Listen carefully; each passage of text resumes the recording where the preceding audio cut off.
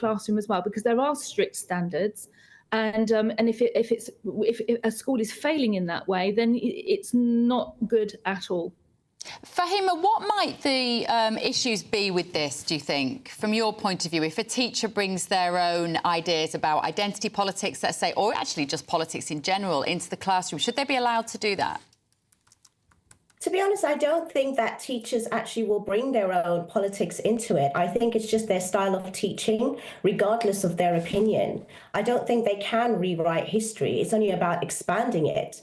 And good teaching presents multiple perspectives, especially in a diverse country like Britain.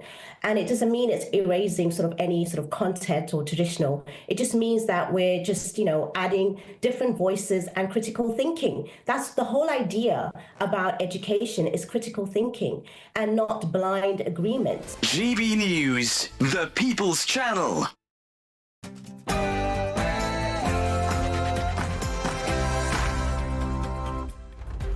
It's 10 a.m. on Saturday, the 7th of June, live across the United Kingdom. This is Saturday Morning Live. Well, believing that Britain is under threat from mass migration could be classed as a terrorist ideology. Now, the government's Prevent programme lists cultural nationalism as a belief that could warrant investigation. So are people who worry that mass migration threatens Western culture a danger to Britain? I'm very disappointed in Elon. I've helped Elon a lot. Now, the bromance is over. Once inseparable, Elon Musk and Donald Trump are now locked in a very public feud. It's hit a new low, with Musk blasting the president's so-called Big Beautiful Bill, warning it could saddle Americans with crushing debt, and even calling for Trump's impeachment. So where did it all go so wrong? He, in the interests of public safety, followed the lead of France, Denmark, Belgium and others and banned the burka. Yes, it's the row tearing through the Reform Party, already claiming the resignation of Chairman Zia Youssef. And it's dividing opinion across the country. We'll be asking, should the burqa be banned? Battle-ready, armour-clad nation with the strongest alliances and the most advanced capabilities, equipped for the decades to come. Now, a major defence review warns that Britain isn't ready for war. The government pledges more investment, but is it too little, too late? And if push came to shove, would you take up the fight? And British free speech campaigner Lois McClatchy was arrested in Brussels for holding a sign that read, "No child can be born in the wrong body." Well, the case sparked international backlash, and she'll be joining us live in the studio to tell her side of the story. The biggest stories, the boldest opinions and liveliest debates over the next 2 hours. I'm Charlie Peters. And I'm Miriam Cates, and your weekend starts here.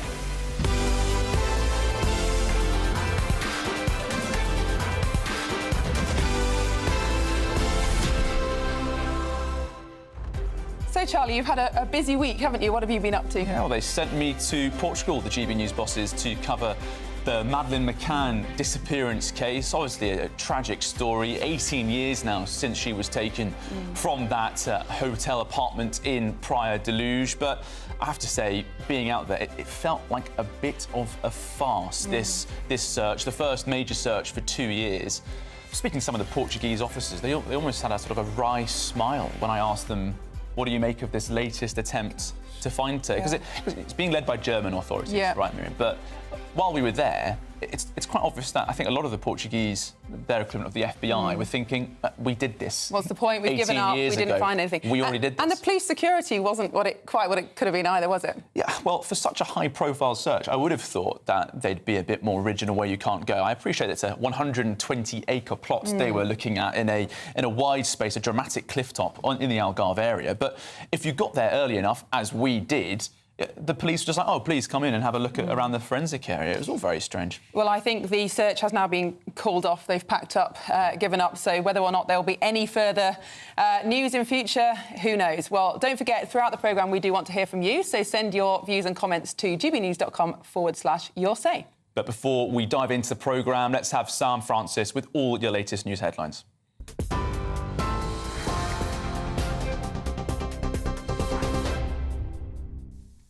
Charlie, Miriam, thank you very much indeed. Good morning to you. Just after 10 o'clock, the top story: arrests of illegal migrant workers in the UK have soared by 51% since Labour came to power last July.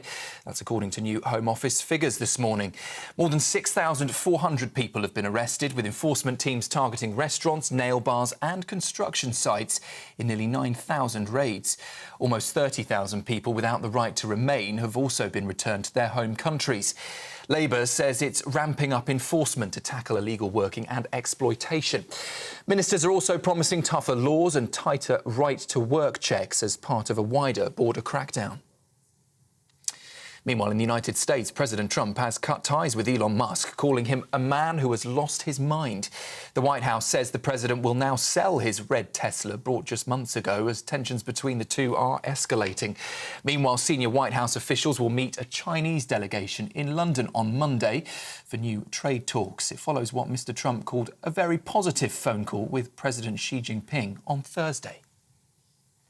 Back here at home, the Health Secretary has announced a £450 million boost to the NHS to cut hospital waiting times and end so-called corridor care. Wes Streeting says the plan includes 40 new treatment centres, up to 15 mental health crisis hubs and nearly 500 more ambulances. The goal, he says, is to fast-track care and reduce pressure on A&E departments. Ministers say the reform could mean hundreds of thousands fewer patients facing long waits in emergency departments. In Ukraine, the city of Kharkiv has suffered its most powerful attack of the war so far. Overnight, Russia launched a deadly barrage of bombs, drones and missiles. At least 3 people were killed and 21 injured, with Ukraine's president calling it part of a wider assault targeting civilians and infrastructure. More than 400 drones and 45 missiles were fired across Ukraine, including strikes on the capital city, Kyiv. Kharkiv's mayor says over 40 explosions shook the city in just 90 minutes. Meanwhile, Kyiv and Moscow are preparing for a major prisoner swap expected to involve 500 detainees over this weekend. River Island is drawing up a radical rescue plan with stores and jobs now at risk across UK high streets. The fashion chain, which has 230 shops and employs more than 5,000 people, has brought in PwC to oversee a formal restructuring amid falling sales and mounting losses. Turnover dropped nearly 20% last year, with the company posting a £33 million loss. Any decisions, though, are still pending. A yellow weather warning for thunderstorms is in force across much of England and Wales today, with the risk of intense downpours, hail and frequent lightning. The Met Office says some areas could see up to 40 millimetres of rain in just a few hours, with strong gusty winds and potential flash flooding. Disruption to travel, power cuts and localised flooding are all possible, especially across the south and the Midlands. It follows news that the UK has just seen its warmest spring on record, and forecasters warn a hotter than usual summer may also be on the way. And a surprise visitor in Birmingham has been safely moved along, I guess you could say, after a bull was spotted trotting through the streets of Digbeth. Police say the runaway animal has now been contained and taken to a secure location thanks to quick work from officers and Birmingham City Council. Footage of the bull's city break quickly went viral as stunned residents watched it hoof its past shops and traffic. It's still unclear where the bovine escapee came from, but for now, Birmingham can breathe easy. I didn't write that. Whoever did is getting a big slap later. Those are the latest headlines. I'll be back with you in an hour. For the very latest GB News direct to your smartphone, sign up to News Alerts by scanning the QR code or go to gbnews.com/alerts.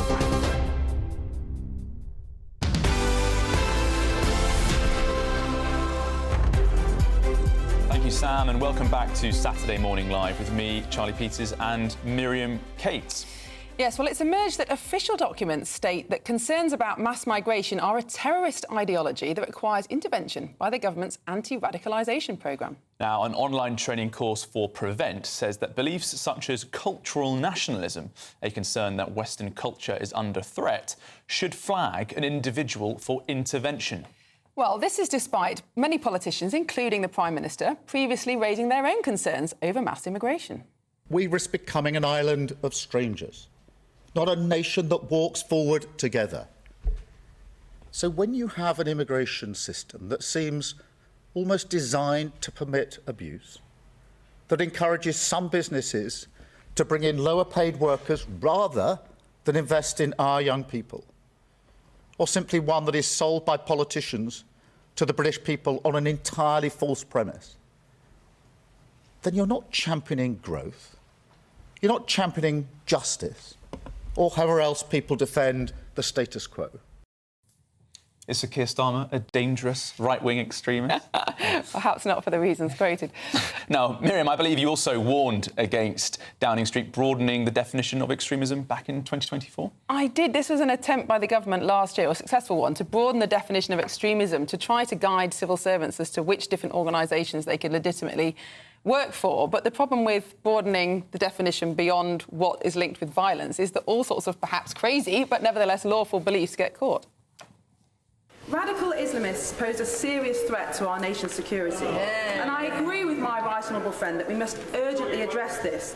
But reports that the government wishes to broaden the definition of extremism are concerning because in separating the definition of extremism from actual violence and harm, we may criminalise people with a wide range of legitimate views and have a chilling effect on free speech. So can my right honourable friend reassure me that instead of trying to police people's thought and speech, as those opposite clearly wish to do, the government will instead target the specific groups that foster terrorism and those who fund them? Well, that's a powerful speech and even more powerful dress, I think, which we're now very happy to see on the GB News screen. It's in the wash today, Charlie. I'm sure it'll make another appearance. But there is a serious point here that, you know, of course we've got to have ways of policing extremism, but the idea that just slightly crazy views are extremism is a very dangerous one, as we're seeing. Yes, you can very easily find yourself being called an extremist for views that in a short amount of time become publicly acceptable and even commonplace and preferred. So, all very strange.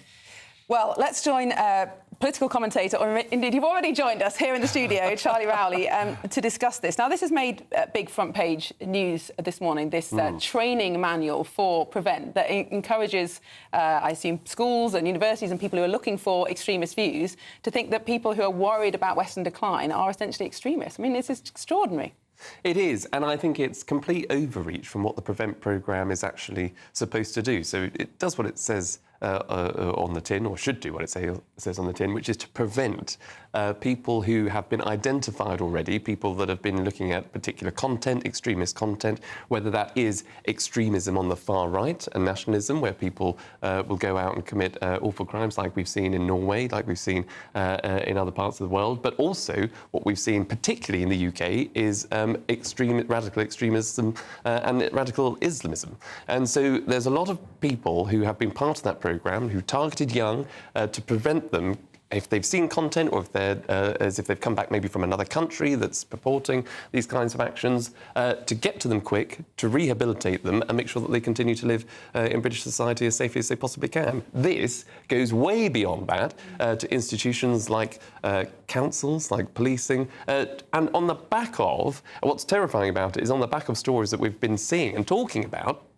particularly on GB News, where police officers, a gang of 6 police officers, can go into somebody's home, rifle through their belongings, pick out things like The Spectator or Douglas Murray and criticise them for being Brexity things. That is far a greater overreach, and that plays into what we're seeing here, which is obviously not what's intended. That's the case of Julian Fuchs, the retired police constable. He was on the programme a couple of weeks ago. But Charlie, when we look at this sort of case, I mean, this new training manual, a couple of years ago we had this review into Prevent. We were told that it was focusing far too much on the far right, that Islamist issues weren't being focused on sufficiently. The government at the time told us they'd dealt with that review, that they'd learnt the lessons from it.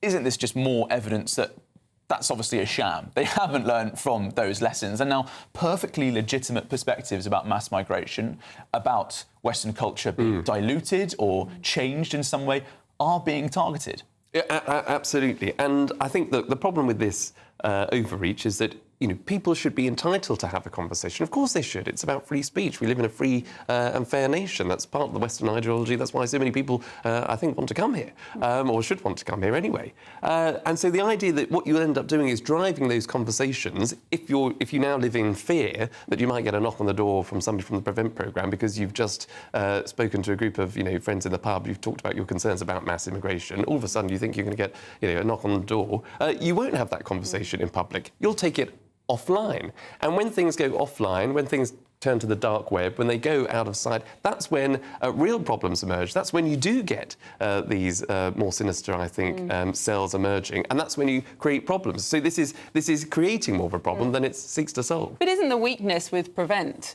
the idea that there is a link between your beliefs and your propensity to commit violence? Now, that's certainly true for some beliefs, Islamism, like we've spoken about.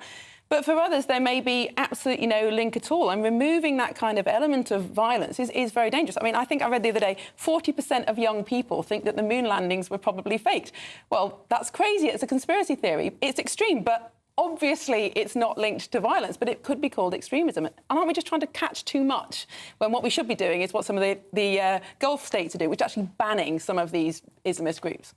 Well, I think that's quite right, and it links on to, other conversations that you'll be having today about the burka. That's obviously sparked a whole conversation. If it's about integration and if it's about removing the isolation that some communities find themselves in, they seem to have self-isolated. They've withdrawn from society because they have different cultures and different views and don't integrate. If you've come into the UK, that presents a problem. But having a view about it, as you're absolutely right, Miriam, it captures far too many people, good people, honest people that have just got a clear and concise view about how the world should be, how the UK should be. They're going to get swept up in this Prevent programme, seen to be either far right or some sort of nationalist loon, and will face some sort of punishment from the law. It's not nice, and it shouldn't happen. It's overreached by the Prevent programme, and I think the Home Office need to think again. Well, Charlie, I think what this story shows, like so many in this counter-extremism space, is how wildly out of touch many people in the Home Office are, many civil servants are, government lawyers,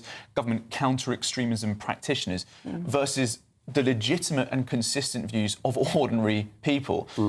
If you look at this, we're joking about maybe Sir Keir Starmer being a right-wing extremist. Based on this guidance, the majority of Britons could be called in for a sort of interrogation to check if your perspectives could lead you to violence.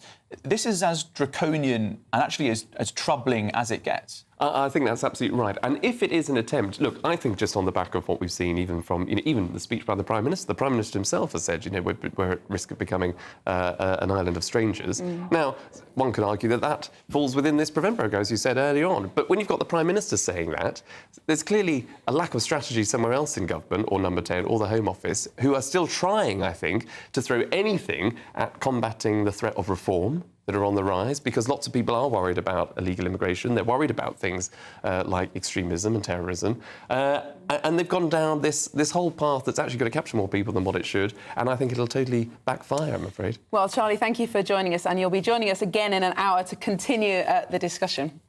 Brilliant. Well, on this issue, the Home Office has said that Prevent is not about restricting debate or free speech, but about protecting those susceptible to radicalisation. Well, moving on now, a grooming gang victim has spoken exclusively to GB News about why she's separated from her 4-year-old son, who's being raised in Egypt without her.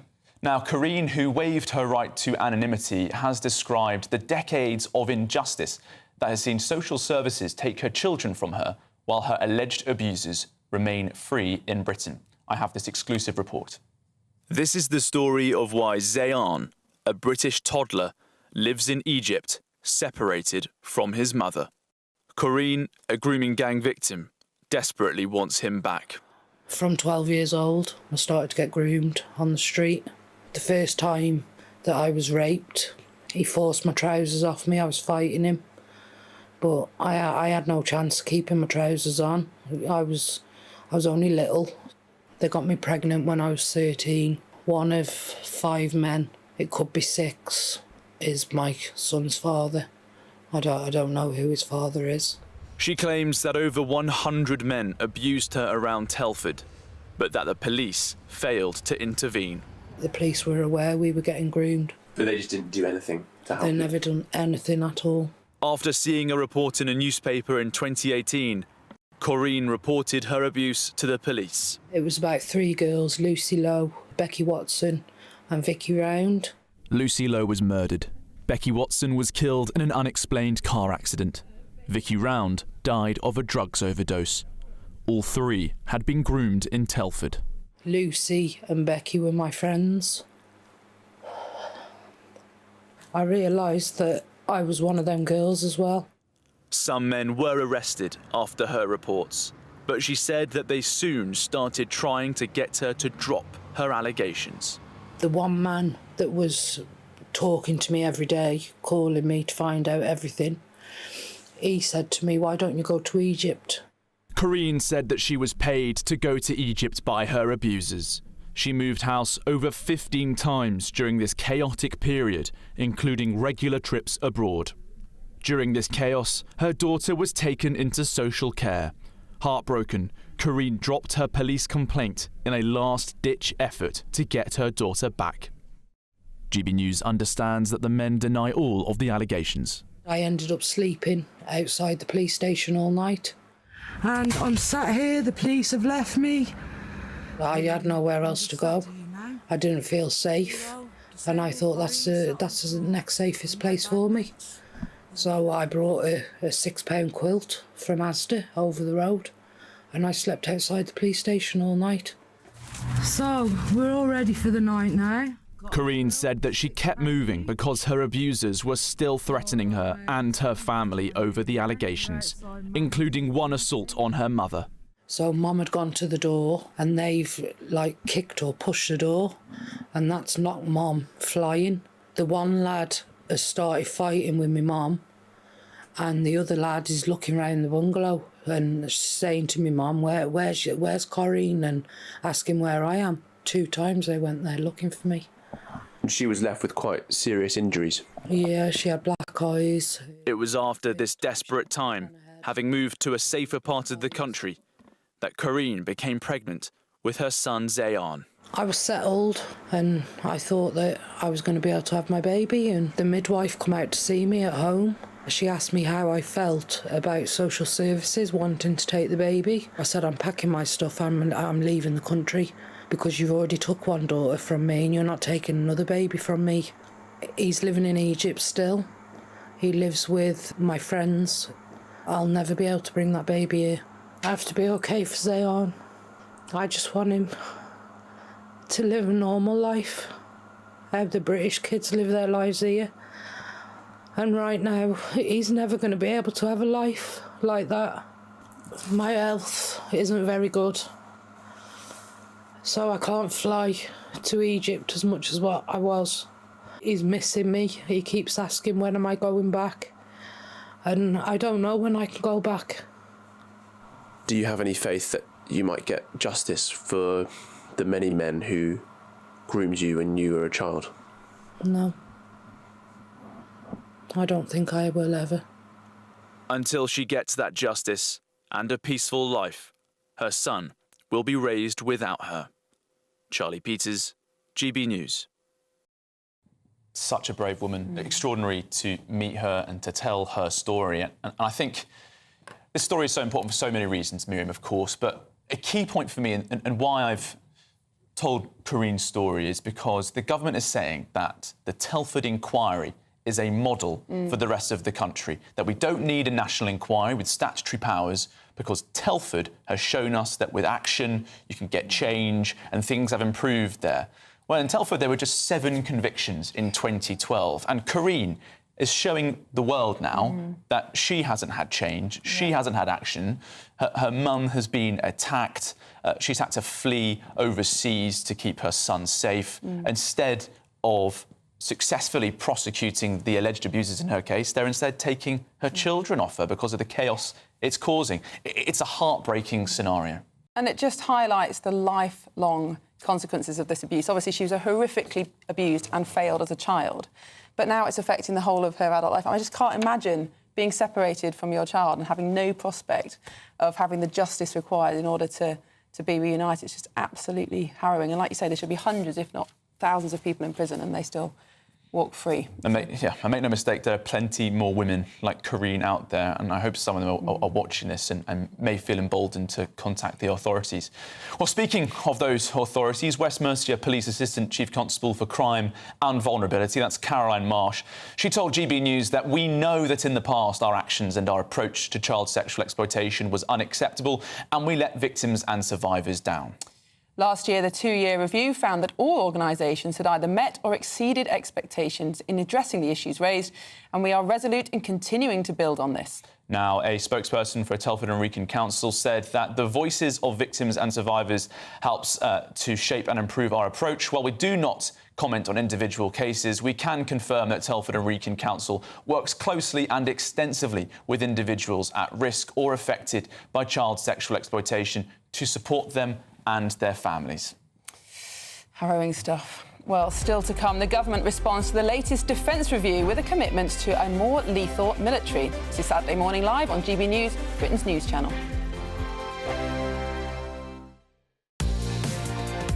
Mornings don't have to be tiresome, especially if you have the right company. Wake up to news as it happens, opinion and debate, and of course, a little bit of entertainment too. Because when the kettle's on, we're on. That's Breakfast on GB News, a show worth waking up for. Every morning from 6 a.m. Only on the People's Channel, Britain's news channel. We'll spread the news, you spread the word. Britain's newsroom, weekday mornings from 9:30. So a new book will challenge the conventional view of Alzheimer's, claiming that for the vast majority of people, it is not an inevitable part of ageing, but something that can actually be prevented. So we're joined in studio now with Patrick Holford, chair of the Alzheimer's Prevention Expert Group, who joins us now. Patrick, it's a very powerful message, the idea that you can prevent Alzheimer's. There seems to be a sense that it's just inevitable with ageing for a lot of people. Why is it not? It's not inevitable, because half of people don't get it. And one point to make very clearly is that less than 1 in 100 cases are caused by genes. So there's a few very, very rare genes which will cause Alzheimer's. So possibly for up to 99%, we can prevent it. And even a major UK biobank study, which, by the way, left out 2 of the most important risk factors, for reasons I'll explain, concluded that 73% can be prevented.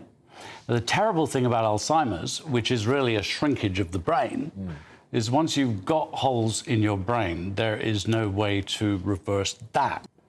The rate of brain shrinkage in people with pre-dementia reduced by 73%. In the latest drug, donanemab, the rate of brain shrinkage increased by 20%. So what we're really in right now is a pharmaceutically led sort of industry that is pushing for a cure. I don't think a cure will come because there isn't a single point. Well, the book is Alzheimer's Prevention is the Cure. Thank you so much, Patrick. Foodforthebrain.org. Patrick Holford, chair of the Alzheimer's Prevention Expert Group. GB News, the People's Channel. From the school run to the home run, watch a new show for all of Britain. So he can say whatever he wants. A straight-talking show where all voices are heard.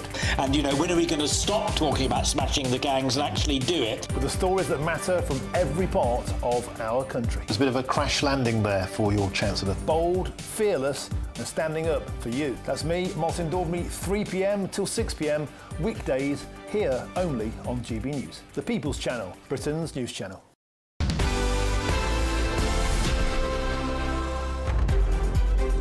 Welcome back to Saturday Morning Live, and joining us to go through what's in today's newspapers is journalist Candice Holdsworth and the former Labour Minister Bill Rammell. Good morning to you both. Morning. How are you? Welcome. Good.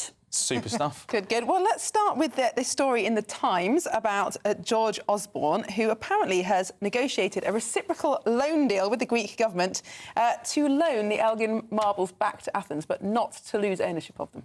Yeah, I can't get desperately exercised about this. I have to be Why honest. not, Bill? I mean, look, if you look at the evidence and the facts, the marbles were taken illegally in the early part of the 1800s from Greece to the UK. The collection has been split up. Half of it's in Greece, half of it's within the UK. And this is a deal whereby, and it's not yet a deal, as I understand it, it's not close to fruition, but where there'd be a kind of lease-back arrangement. They would go back to Greece, and in return, the Greeks would send various Greek artefacts to this country. It's a matter for the British Museum, but, you know, I think it's probably a good deal. Now, The Critic magazine broke this story originally. They said that its position hasn't changed, but it seems something is going on here. Candice, is George Osborne doing the right thing, or has he lost his marbles? I just don't like the sort of... Charlie. Let me have that one, please. I've been waiting many years to make that part. I've been waiting for this story to come back. I just don't like the slippery language. It's just like it's going on permanent loan. They're trying to avoid saying we're basically giving them back. Like it's some form of capitulation. They don't want to be seen to be doing that. It's a tricky issue. I mean, I'm generally, as a rule, pragmatic on most things. I think the British Museum is a good location for them because most people around the world, more people get to see them, more people get to learn about them. And from what I know, Elgin did acquire them legally. I mean, wasn't there there's been like 2 parliamentary inquiries into it, and they said that he did. He had the proper documents to get them. But it was by the Ottoman Empire, and apparently the Ottoman Empire didn't have the authority to reach that agreement with him. That's the crux of the illegality. Well, according to George Osborne, actually returning ownership to Greece would require a change in UK law, which suggests that at some point we've legislated to make them ours, which is... Was it your government? Was it mine? I don't think so. It sounds centuries old from what I can... It wasn't ours, for its worth. Oh, no, the British Museum Act 1963, apparently, so not that ancient, but there you go. As recently as that, people were worried about their ownership. It's more totemic than about the actual marbles, isn't it? About, you know, how do we deal with our history, the good, the bad, the ugly? Yeah, no, I think that's important. But when something is part of a nation's culture and history and its identity, as it seems to be with the Elgin marbles for the Greeks, I think it's fairly difficult to say if they were illegally taken to the UK that they shouldn't be returned. But under the deal, the outline deal, as I understand it, they'll be sending back here a significant number of Greek historical artefacts. So, you know... It's a win-win. Well, but I'd like to hope that you're right, that they're making a decision for the right legalistic reasons. I happen to think that our elites are they just want to be loved by all the nice sort of... All the ancient Greeks. Yeah, all the lovies, basically. Well, they want to be appreciated. I have to say, as a former government minister, the Greeks were an absolute nightmare to negotiate with over a range of issues. Well, I don't think George Osborne would be... I don't think George Osborne would be classified as a cultural nationalist by Prevent somehow. Well, let's hope not. Well, speaking of nightmares, let's talk about this story in The Guardian, Candice. Almost a fifth of England's rural bus services vanished in the past 5 years. So many of our viewers and listeners will recognise that headline in their own lives. Yeah, exactly. I mean, if you go to any rural area now, even semi-rural area where many of my family members live, the public services, public transport in particular, they've diminished to the point of disappearing. I mean, everyone's highly reliant on their cars, which is fine, but you would think that there would be more investment in infrastructure in rural areas because you get so much flight. I mean, especially young people, they just feel like they can't get around. It's very difficult in terms of people trying to get employment for their job. You know, unless you've got a car and you can drive and you've got a driver's licence, you can't get to your job. And I don't think it's just about cars. You see this trend in terms of hospitals, in terms of schools. I mean, I had a family member who was very, very ill. She fell and she couldn't move. And they said the nearest hospital is an hour and a half away. God. Luckily, she had someone who could drive her there, but otherwise it would have been a 10-hour wait for an ambulance. I mean, Bill, isn't this a problem that in rural areas there just isn't the density of population to make these bus services make any money? No, I think this is the history of, and you'll forgive me, Miriam, 14 years of savaging of local government resources. No area of public spending was hit as hard as local councils. And it's not just a rural issue, it's an urban issue as well.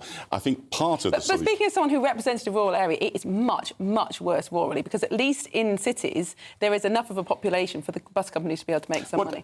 I think there may be an element of truth to that, but that leads back to the fact that, you know, the bus services were deregulated in the mid-1980s. And the areas where...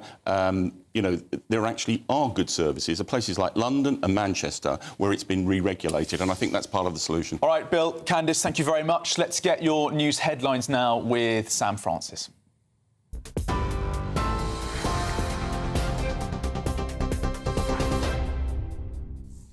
Very good morning to you from the newsroom at 32 minutes past 10.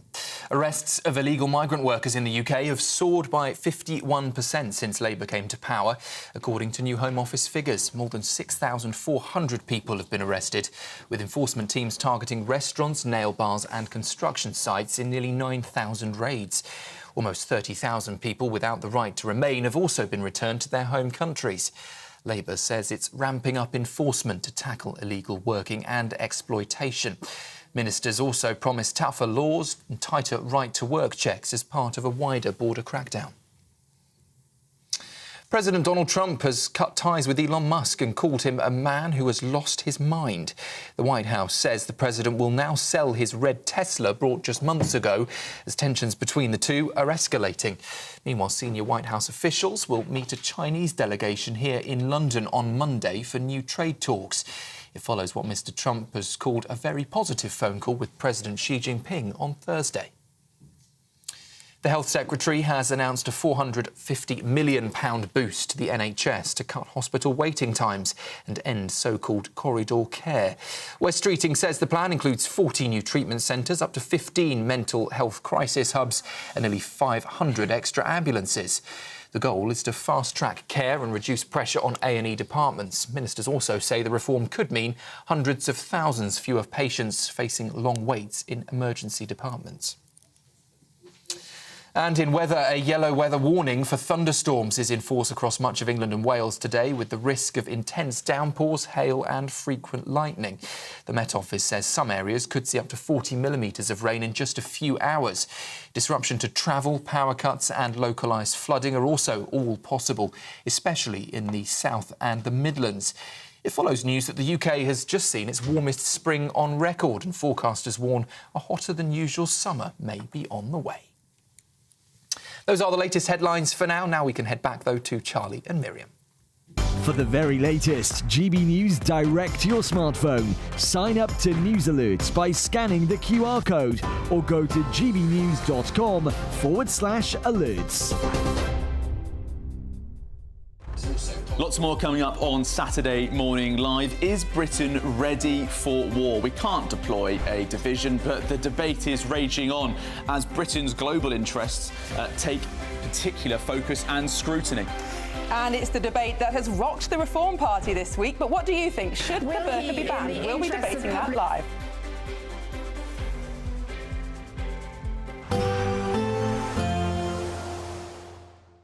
I forecast a perfect holiday in the sun.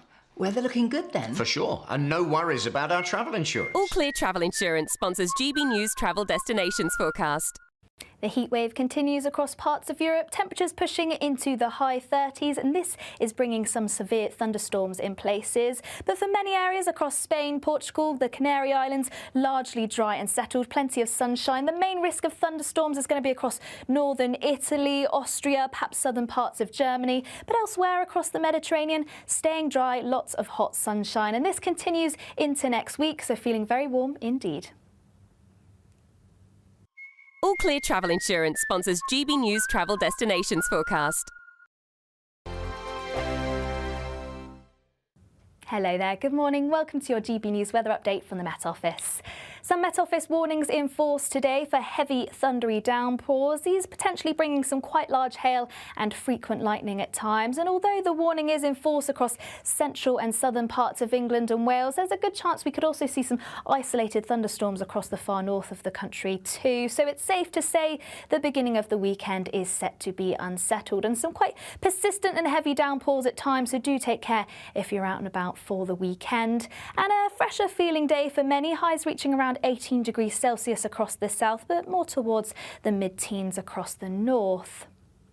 Still a chance of some thundery downpours for the first part of the evening. Heavy showers still sifting their way eastwards across the country. Some brighter spells in between, largely across the far west. But still into the evening, including Northern Ireland, northern parts of England, still plenty of cloud and some showery outbreaks. The best of the dry weather is likely to be across the far north and northwest of Scotland. Now, through the course of the evening, still a chance of some showers for a time, still moving their way eastwards, drifting into the North Sea, and for a time turning a little drier, some clearer skies where temperatures will dip down a little lower, but we'll start to see those winds ease away and more in the way of dry weather as we head towards dawn, but more cloud just about pushing into the west. Still some showers moving through here, but for many it's turning much drier for the beginning of Sunday. And there is still the chance of some clouds, some showers at times, particularly across the west and across eastern coasts for a time as well. But Sunday does look like it's set to be the better day of the weekend. More dry weather, more in terms of sunny spells and much lighter winds too. And temperatures look fairly similar to what they are on Saturday, perhaps a degree or two higher, but it's definitely going to be the more pleasant day out of the weekend as a whole. Bye-bye. We're proud to be GB News, the People's Channel, and as you know, we always love to hear your views. Now, there's a new way of getting in touch with us at gbnews.com/yoursay. By commenting, you can be part of a live conversation and join our GB News community. You can even talk to me, Bev Turner, or any of the members of the GB News family. Join me, Nana Akwe, for an informative, interactive news programme with a difference.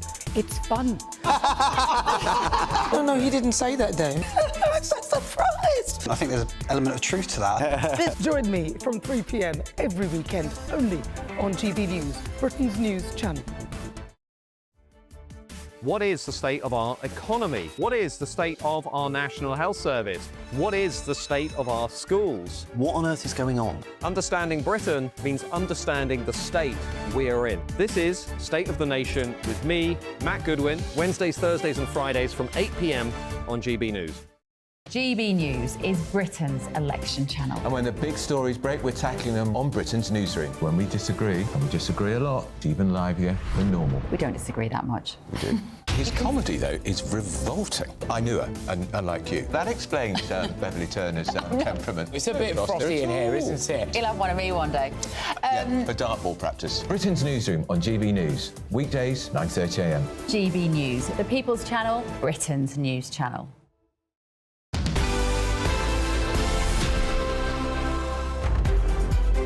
Welcome back to Saturday Morning Live. It's 20 to 11, and the Reform MP Sarah Pochin sent shockwaves through Parliament and the nation on Wednesday when she asked the Prime Minister this question.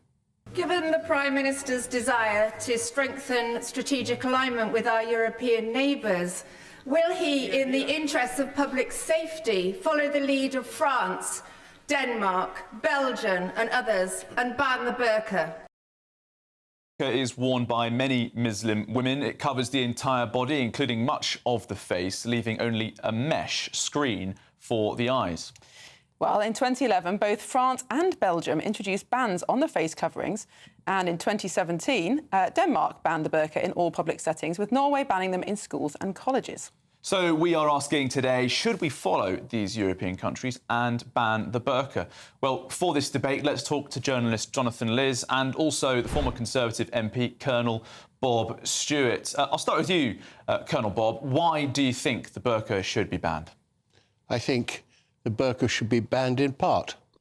For example, when you're going through customs, when you're at school, when a police officer stops you and asks for your identity. That's the sort of area where I think the burqa should be gone. I actually believe people should be able to wear what the heck they like, but sometimes they have to prove who they are. But, Jonathan, we don't always have the ability to wear what we like, do we? For example, you can't be naked in public. You can't wear clothes that have violent slogans on them. There already are some controls over what we wear.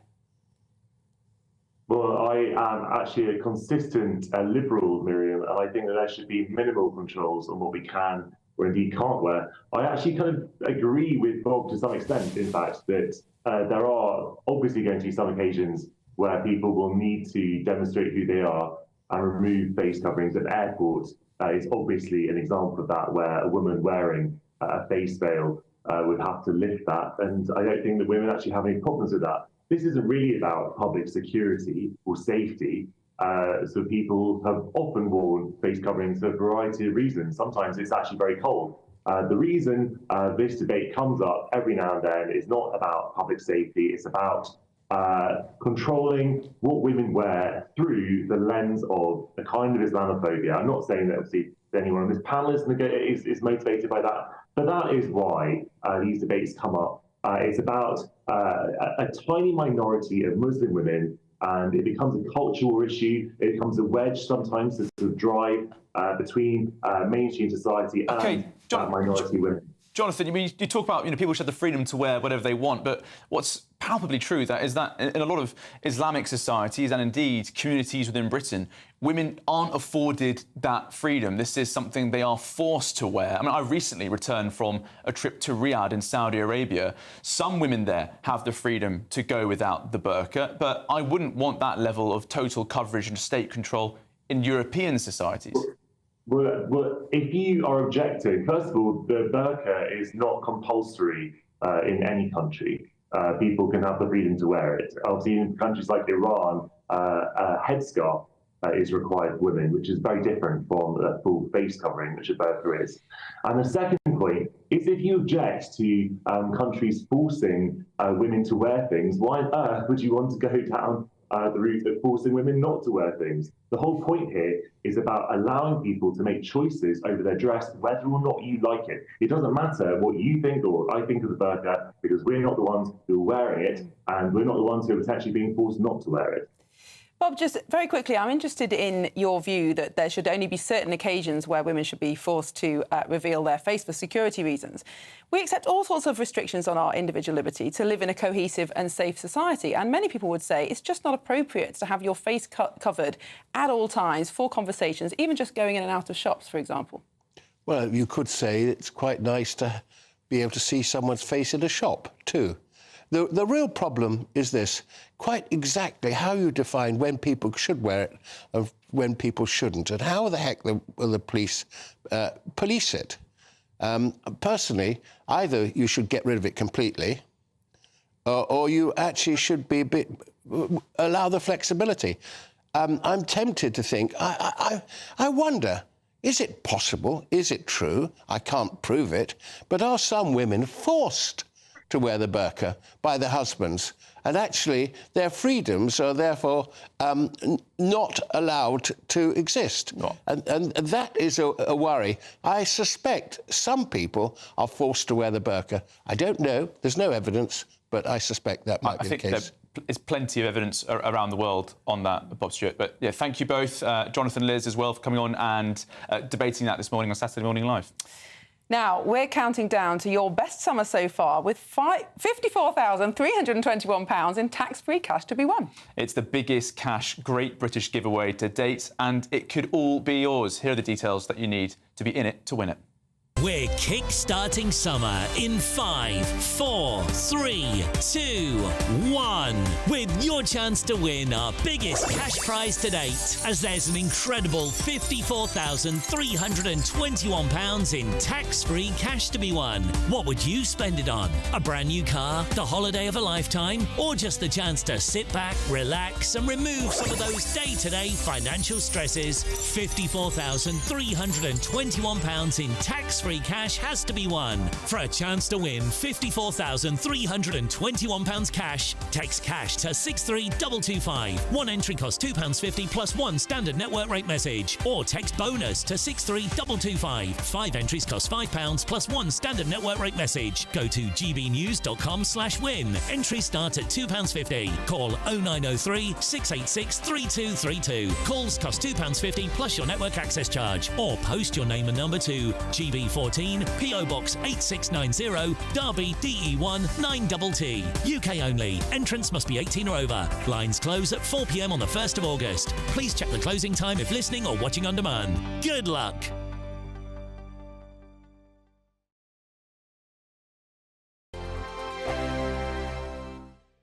Good Afternoon Britain isn't just about us. The wonderful thing about this programme is it's about everyone watching. It's an interactive programme. Well, there absolutely is something to see here, and we're going to be talking about it more. Whether it's breaking royal news, please bring us up to date, or indeed a particularly punchy speech in the House of Commons. Very, very curious. We bring it to you live, and then we bring you live reaction as well. That's Good Afternoon Britain, weekdays from midday. Only on GB News, the People's Channel, Britain's news channel. You want to know what's really going on in the corridors of power? Labour don't know what to do with you half the time, and that makes you quite lethal in the chamber. Get behind the headlines with Chopper's Political Podcast. Join me, Christopher Hope, as I sit down with the great and the good of British politics. We'll see where this ruling takes us. These are the stories shaping our nation. Chopper's Political Podcast, available now on all platforms. Listen in and stay ahead. Mornings don't have to be tiresome, especially if you have the right company. Wake up to news as it happens, opinion and debate, and of course, a little bit of entertainment too. Because when the kettle's on, we're on. That's Breakfast on GB News, a show worth waking up for. Every morning from 6 a.m. Only on the People's Channel, Britain's news channel. We'll spread the news, you spread the word. In the GB newsroom, we bring you the news as it happens. With our team of dedicated journalists across the UK, we're ready to keep you up to date with what's happening every half an hour, every single day. Bulletins here on GB News, the People's Channel, Britain's news channel. From the school run to the home run, watch a new show for all of Britain. He can say whatever he wants. A straight-talking show where all voices are heard.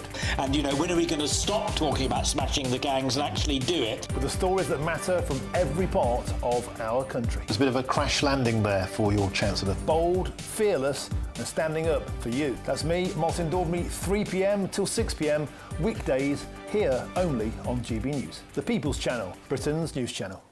Hi, I'm Michelle Dewberry and my show is your opportunity to cut through all the noise and dive in headfirst to some robust debates. Ideas clash. Situation, isn't it? No, because the failure is... You're deliberately avoiding my point. Nothing's held back. And if you think this is the end of it, wait for more. And we do not shy away from the difficult stuff. Sometimes I want to shake people and say, if only you understood. So join me on Jubes and Kerr weeknights at 6 p.m, only on GB News, Britain's news channel. I'm Patrick Christie's. This is GB News, the People's Channel, Britain's news channel.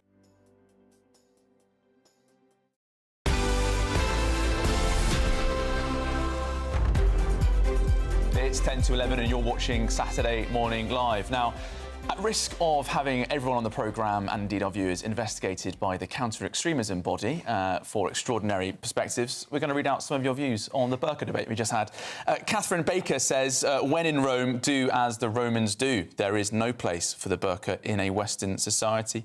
Very simple. And I think, Miriam, that cuts to the heart of this discussion that we're having. It's not just about women's rights, religious freedom. It's about a place where it should happen as well. Yeah, that's right. It cuts to the heart of whether or not multiculturalism is even possible, really, doesn't it? And I think it's really interesting how some people are framing this around the idea of individual liberty and you should be allowed to wear what you want, which, of course, is a fair point of view. But we accept all sorts of restrictions on our individual liberty in order to be able to live in a cohesive society. I mean, one example that a number of our viewers have made is that you can't go into a shop with a motorcycle helmet on, for example. That's the rule in most shops. So why should a woman be able to cover her face if the same rules apply to everybody? Do you think it's a sort of a fragility that we have as a society, where we're nervous about speaking about other cultures? I mean, I'm going to reference it again, what we heard this morning, the front page of the Telegraph, about this extremism investigation for people who think that Western culture could be under threat. A lot of people will be watching this at home and listening in the car and thinking,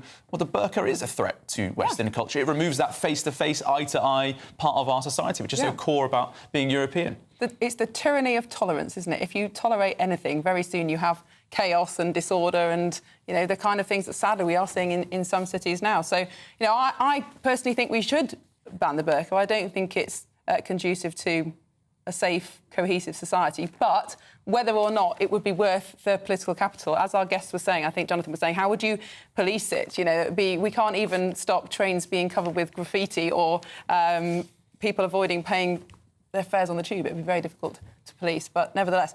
It does remind me, though, of the debate during COVID lockdown when some of us opposed the idea of compulsory masks, partly on the basis that they were not proven to do anything, but also the fact that how important it is in having relationships with other people that you can actually see people's face. And it's the same debate in some ways. Yeah, and for me, Miriam, this is not just about European society, cultivating that face-to-face society that we value and treasure, and actually is very delicate and can be lost quite quickly.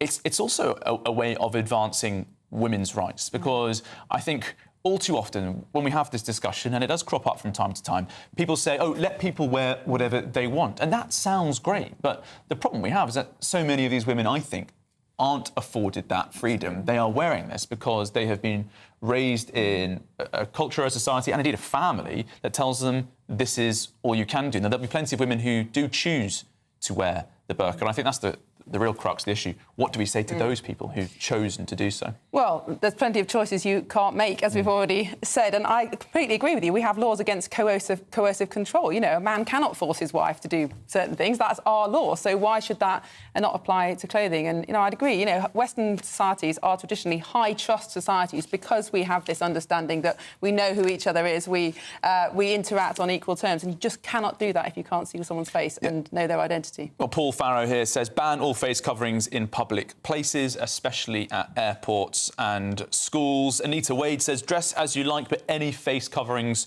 should be removed. And Miriam, we've been talking about banning the burqa, but also there's plenty of criticism for the niqab, the hijab, the Sarah Sharif case. Sorry to go back to that. Really, I mean, many of our listeners and viewers will remember that appalling story of a young British girl being killed in Woking a couple of years ago.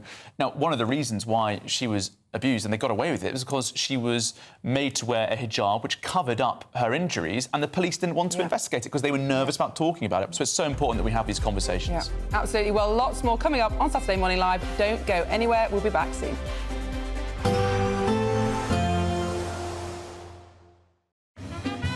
A positive outlook through the night will power through to a bright day ahead. Boxed Home Battery Storage, sponsors of weather on GB News. Good morning. Welcome to your latest GB News weather from the Met Office. So there's thunderstorms in the forecast for many of us today, particularly across parts of England and Wales, and still some blustery showers across northern areas as well. It's all thanks to these weather fronts arriving across the west as we go through the rest of Saturday, and those tightly spaced isobars indicating the strong blustery winds that we're going to be seeing through the afternoon. We do have a yellow thunderstorm warning valid until 6 p.m. this evening, covering parts of England and Wales, and it's here that we'll see those heavier showers, risk of some thundery downpours, some hail and lightning mixed in too. Still plenty of showers across the northern half of the country, and perhaps one or two rumbles of thunder here too, and temperatures a little lower than we've seen on recent days thanks to those blustery winds. It's feeling quite fresh if you do catch that breeze. As we then go into Saturday evening, we still see those showers continuing, particularly across southern and eastern parts of England. Some heavy downpours still likely, but perhaps turning a little drier across the southwest later. Northern Ireland still seeing some scattered showers, but northern parts of England, eastern parts of Scotland, seeing some heavy blustery downpours. Again, perhaps the odd rumble of thunder possible in here, but perhaps just a touch drier across western parts of Scotland into Saturday evening.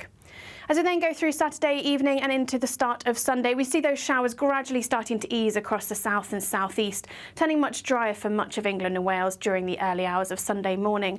Still one or two showers across eastern parts of Scotland, and another swathe of showers arriving across parts of Northern Ireland during the early hours of the morning. But where we do see those clear spells, it could be turning a little chilly in places, though towns and cities likely holding up into the high single figures.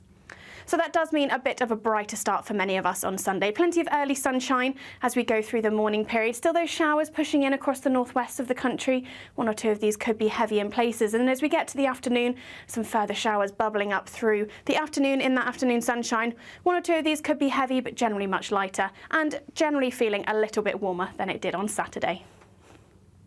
Expect a warm front, moving from the kitchen right through to the rest of the house.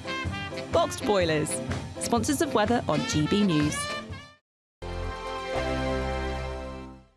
We're kick-starting summer with your chance to win our biggest cash prize to date, as there's an incredible £54,321 in tax-free cash to be won. What would you spend it on? A brand new car, the holiday of a lifetime, or just sit back, relax and remove some of those day-to-day financial stresses? For a chance to win £54,321 cash, text cash to 63225. One entry costs £2.50 plus one standard network rate message, or text bonus to to 63225. 5 entries cost £5 plus 1 standard network rate message. Go to gbnews.com/win. Entries start at £2.50. Call 0903 686 3232. Calls cost £2.50 plus your network access charge. Or post your name and number to GB14 PO Box 8690 Derby DE1 9TT. UK only. Entrance must be 18 or over. Lines close at 4 p.m. on the 1st of August. Please check the closing time if listening or watching on demand. Good Afternoon Britain isn't just about us. The wonderful thing about this programme is it's about everyone watching. It's an interactive programme. Well, there absolutely is something to see here, and we're going to be talking about it more. Whether it's breaking royal news, please bring us up to date, or indeed a particularly punchy speech in the House of Commons. Very, very curious. We bring it to you live, and then we bring you live reaction as well. That's Good Afternoon Britain, weekdays from midday. Only on GB News, the People's Channel, Britain's news channel. Mornings don't have to be tiresome, especially if you have the right company. Wake up to news as it happens, opinion and debate, and of course, a little bit of entertainment too. Because when the kettle's on, we're on. That's Breakfast on GB News, a show worth waking up for. Every morning from 6 a.m. Only on the People's Channel, Britain's news channel. We'll spread the news, you spread the word. From the school run to the home run, watch a new show for all of Britain. So he can say whatever he wants. A straight talking show where all voices are heard. And, you know, when are we going to stop talking about smashing the gangs and actually do it? With the stories that matter from every part of our country. There's a bit of a crash landing there for your Chancellor. Bold, fearless and standing up for you. That's me, Martin Daubney, 3 p.m. till 6 p.m. weekdays here only on GB News. The People's Channel, Britain's news channel. Westminster's full of talk, but out here, it's the real world. Am I allowed to talk now? No, that's it. This is where it matters, real people and real lives. That's what politics is all about. The fact is Trump made a good start, no. Straight answers, no spin, and just a couple of pints. How many fingers have I got up? About 10. So join me for Lee Anderson's Real World every Friday at 7 p.m. only on GB News. The People's Channel, Britain's news channel.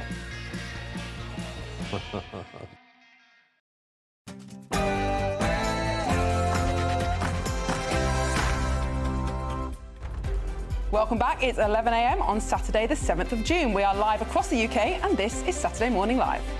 Now, believing Britain is under threat from mass migration could be classed as a terrorist ideology. Yes, the government's Prevent programme lists cultural nationalism as a belief that could warrant investigation. So are people who worry that mass migration threatens Western culture a danger to Britain? I'm very disappointed in Elon. I've helped Elon a lot. Well, the bromance is over. Once inseparable, Elon Musk and Donald Trump are now locked in a very public feud. Relations have hit a new low, with Musk blasting the president's so-called Big Beautiful Bill, warning that it will saddle Americans with crushing debt and even calling for Trump's impeachment. So where did it all go wrong? And British free speech campaigner Lewis McClatchy was arrested in Brussels for holding a sign that read, "No child can be born in the wrong body." The case has sparked international backlash, and she'll be joining us live in the studio to give her first interview and tell her side of the story. The biggest stories, the boldest opinions and the liveliest debates over the next 2 hours. I'm Miriam Cates. And I'm Charlie Peters, and your weekend starts here.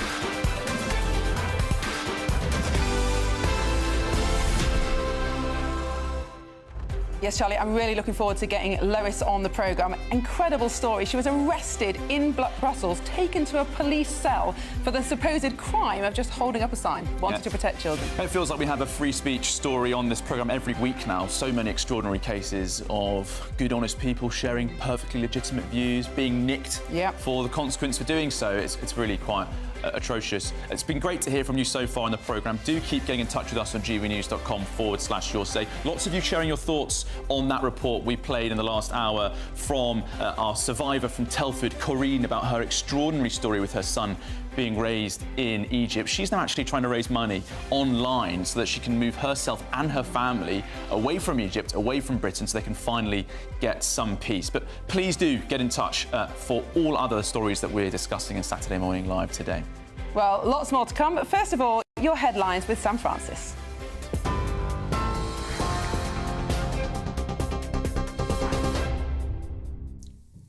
Very good morning to you. Just after 11 o'clock, leading the news this morning, arrests of illegal migrant workers in the UK have soared by 51% since Labour came to power. That's according to new Home Office figures today. More than 6,400 people have been arrested, with enforcement teams targeting restaurants, nail bars and construction sites in nearly 9,000 raids. Almost 30,000 people without the right to remain have also been returned to their home countries. Labour says it's ramping up enforcement to tackle illegal working and exploitation. Ministers also promised tougher laws and tighter right-to-work checks as part of wider border crackdowns. President Donald Trump has cut ties with Elon Musk, calling him a man who has lost his mind. The White House says the president will now sell his red Tesla bought just months ago as tensions between the two escalate.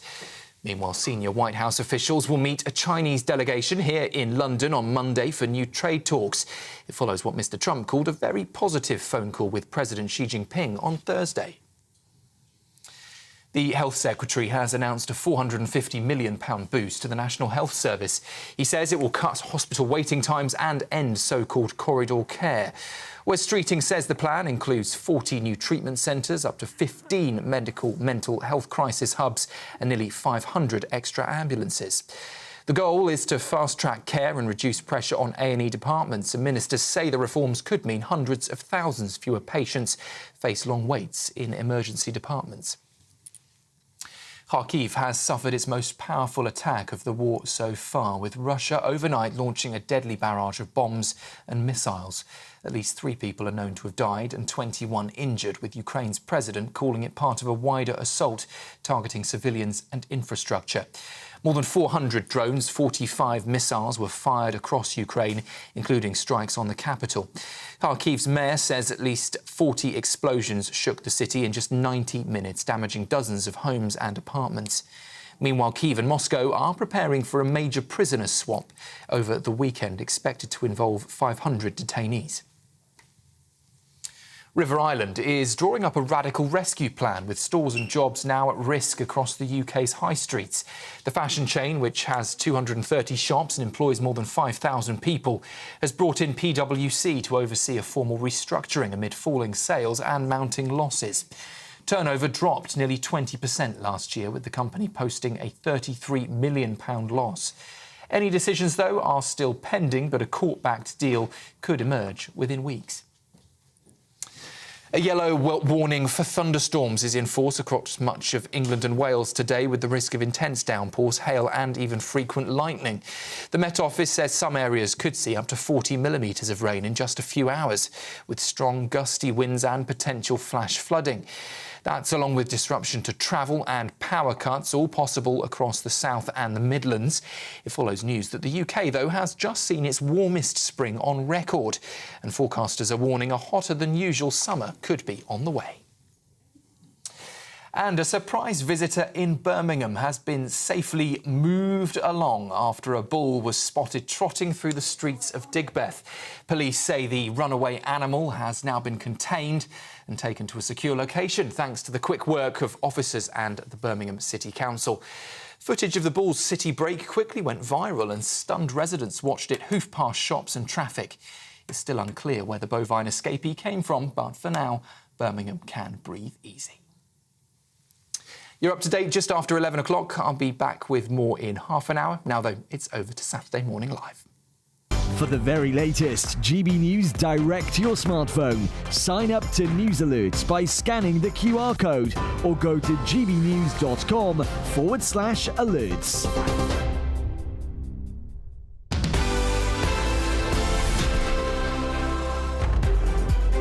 Thank you, Sam. Welcome back to Saturday Morning Live with me, Miriam Cates, and Charlie Peters. Now, it's emerged that official documents state that concerns about mass migration are a terrorist ideology that requires intervention by the government's anti-radicalisation programme. Yes, an online training course for Prevent says beliefs such as cultural nationalism, a concern that Western culture is under threat, should flag an individual for intervention. Now, that comes despite politicians, including the Prime Minister, previously raising concerns about mass immigration. We risk becoming an island of strangers, not a nation that walks forward together. So when you have an immigration system that seems almost designed to permit abuse, that encourages some businesses to bring in lower-paid workers rather than invest in our young people, or simply one that is sold by politicians to the British people on an entirely false premise, then you're not championing growth, you're not championing justice, or however else people defend the status quo. Now, Charlie, I would have thought that kind of view is pretty mainstream. There have been huge concerns about record migration and the impact that has on culture, on security, on integration, on our economy. These are the kind of concerns that are raised all the time, not just by people on the right, but now by people on the left. And it's crazy that someone in the Home Office thinks that that is somehow cause to be flagged to prevent. I think we can bring up a screenshot of that refresher training from Prevent, but it says that the 3 most common subcategories of extreme right-wing terrorist ideologies and their narratives are, and here's the bit in bold, cultural nationalism, the view that Western culture is under threat from mass migration and a lack of integration by certain ethnic and cultural groups. On your screen now, that definition. Now, Miriam, I think that's true. I think most people think that's true. And it's not just Western culture that's under threat. Any culture around the world would be under threat if there was mass migration and a lack of integration by ethnic and cultural groups that were different to the native culture. All very strange. Absolutely, I can hear the blue lights outside coming to get us, Charlie. Well, someone else who might also be on the list, another Charlie Rowley, is joining us in the studio. Doesn't this cut to the heart of what a free society is? We are free to believe whatever we want, but there should be restrictions on what we do about it. But isn't this essentially criminalising certain thoughts? Totally. One of the biggest issues that the whole country is talking about, which is integration and immigration and the concerns that people have when you have too many people in the UK's case, too many people illegally coming into the country, that if, when granted asylum or granted a leave to remain or settled status, don't integrate within their community, don't integrate or make a contribution to the country by small things like speaking the language, for example, then of course that causes concern. And the idea that just by raising that concern, you could automatically be defined as a nationalist or have some sort of nationalist tendencies to then go and commit extremism is ridiculous. You know, it is a conversation that many people can have to express their concerns. That is free speech. That needs to be protected. Because if the Prevent programme goes too far, which in this case I think it does, you drive those conversations underground, you drive them online, and that's when you get these cells of people that have these offline discussions. Those are the real threats, and that's when you fail to pick up people who you should be picking up, and that's at the most extreme end of the spectrums, either side, whether it's the far right or Muslim Islamist extremism, for example, and those people slip through the net, and that's why you see cases like Aksu Rudabkana, who was part of the Prevent programme and then slipped out of that programme.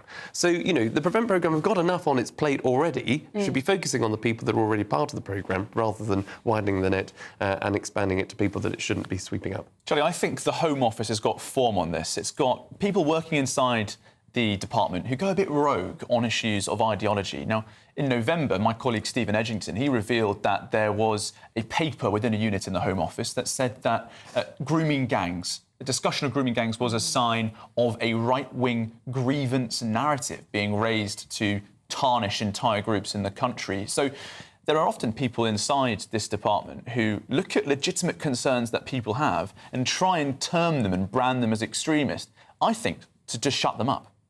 I think that's right. I mean, the Home Office does have form time and time again. It works in its own sort of silos. It doesn't really, I don't think, engage with other government departments as it should. And you're absolutely right. You know, in a society where we should be getting back to, I mean, it's crazy that we even lost the idea that, you know, people are far too focused on the perpetrator and protecting characteristics of maybe perpetrators rather than actually focusing on the victims. So the victims of what we've been talking about, that you've been doing brilliant work on, which is exposing the work of young, white, British girls that have been victims at the hands of Pakistani men and particular communities that have a particular culture that thinks that that's clearly appropriate, when obviously it's not. The focus seems to be about protecting the Pakistani characteristic, or talking about it in a way in which, we might be offending people or communities. No, the focus should always be on the victims, and the idea that the Home Office seems to have taken a step away from that, I think, is incredibly concerning. And of course, one of the worries has to be that if we cast the net so widely to include mainstream views, then actually people who are a threat will be missed because the system is just so overwhelmed. Exactly, and that's why, the case like Axi Radhapakana, he was missed. There are other cases that I'm sure will be out there. Because, as you say, if you try and cast that net far too widely and far too inappropriately, and when you end up seeing cases of former police officers being investigated by the police just for reading The Spectator or Douglas Murray and Brexity things, you get a knock at the door from the police as it is. That's today. Expand this PREVENT programme and the PREVENT definition wider. Goodness knows, we'd be banged up together. Well, Charlie, yes, you are starting to sound like a cultural nationalist. Yeah, as are many Take me away. As are many of our Your Say viewers. I was about to say they can't arrest us all, but I'm slightly concerned that they probably would. No, and do you know what would happen? Even if we were banged up, we'd be the ones that were still serving time when they'd be letting out all the other criminals who actually, should be behind bars. It sounds like satire. Unfortunately, it's real. I should say that the Free Speech Union has written to the Home Office. Lord Young, Toby Young, that is, has engaged with them, asking for some clarification on this guidance, because it does have very troubling implications for free speech. It isn't just officials, though, Charlie, who do try to expand this definition. Sadly, the last government also expanded the definition of extremism. Your mob, was it, Miriam? Well, I distanced myself. I did actually. The only time The Guardian have ever been nice about me when I opposed that, but separating the definition of extremism from actual violence, which I think is a dangerous thing to do. Very important to get that right, I think. Well, on this issue, the Home Office has said that PREVENT is not about restricting debate or free speech, but about protecting those susceptible to radicalisation. Well, there you go, all cleared up. Well, moving on now. The bromance has soured. Tech billionaire Elon Musk and US President Donald Trump have traded barbs on social media and in the White House in what's being described as an epic fallout. Now, Elon Musk has called for the president to be impeached. So just where did it all go wrong? Well, let's talk to Republican commentator Jennifer Ewing, who joins us in the studio. Jennifer, this has made many, many newspaper editors very happy, not least in this country, but probably in the States as well. But how serious is this? Is this just a clash of egos, or is this going to have long-term consequences for the Trump presidency and perhaps for the world? Sure. So I don't think it's as big of a deal as people are making out to be, beyond the fact that it's been wildly entertaining and wildly dramatic, and some of the things that each one of them have said to each other, especially when you compare it to that nice scene we saw in the Oval Office just a week ago when the president handed Elon Musk the key. Things have definitely escalated. So what happened? First of all, Elon Musk was only going to be in the position that he had for 130 days, because that's all you can do as a government employee for unless you have congressional approval. So he was going to leave anyway. Number two, it's all about this one big beautiful bill, which you guys mentioned earlier. And actually, that is an argument that a lot of us in the Republican Party, on the center-right populist side, have been having. It's ideological, right? We spend too much money, and this bill has way too much pork in it and will raise our $37 trillion deficit, versus pragmatism, which is, hey, we don't have the votes to get something done. If we do not pass this one big, beautiful bill, then we cannot extend the 2017 tax cuts, and we will have a recession. So both men are right? Elon Musk on the ideological side, Trump on the more pragmatist side. So that's a discussion that it's good we're all having. Number three, and why did this escalate so quickly over the last few days? And the reason we believe is because Trump had a White House aide by the name of Sergio Gore in his ear telling him not to basically put forward the NASA head of this guy called Jarek Isaacman. This is somebody Elon Musk really, really backed. Nobody knows the space program or NASA better than Elon Musk. He saw that Isaacman was going to be the best person for the job. However, an aide got into the president's ear and said this guy, Isaacman, had donated to Democrats in the past and therefore might not be loyal. Now, let's not forget, until Trump ran for office, He donated to Democrats. Right. So did Elon Musk. So did Tulsi Gabbard, Bobby Kennedy Jr. So I think this loyalty test that somebody on the inside, but net, I think you're going to see it diffused. Trump had an interview last night where he said, I don't know if I'm going to sell my Tesla. Of course, Elon can keep the key. I hope Tesla does well. So gracious, right? Like, this is a new Trump. This is, I don't think this is going to escalate. But we've seen cases, haven't we, in the past where Donald Trump has used the most foul and abusive language about his opponents and enemies, and then within a matter of moments, they're best friends and they're working for him. So perhaps in this case of two battling fragile egos, you might say, they could come back together again? Absolutely. And look at his vice president, J.D. Vance, had said things. Look at his Secretary of State, Marco Rubio, had said things. So Trump, again, he's transactional, and he's clearly very, very forgiving.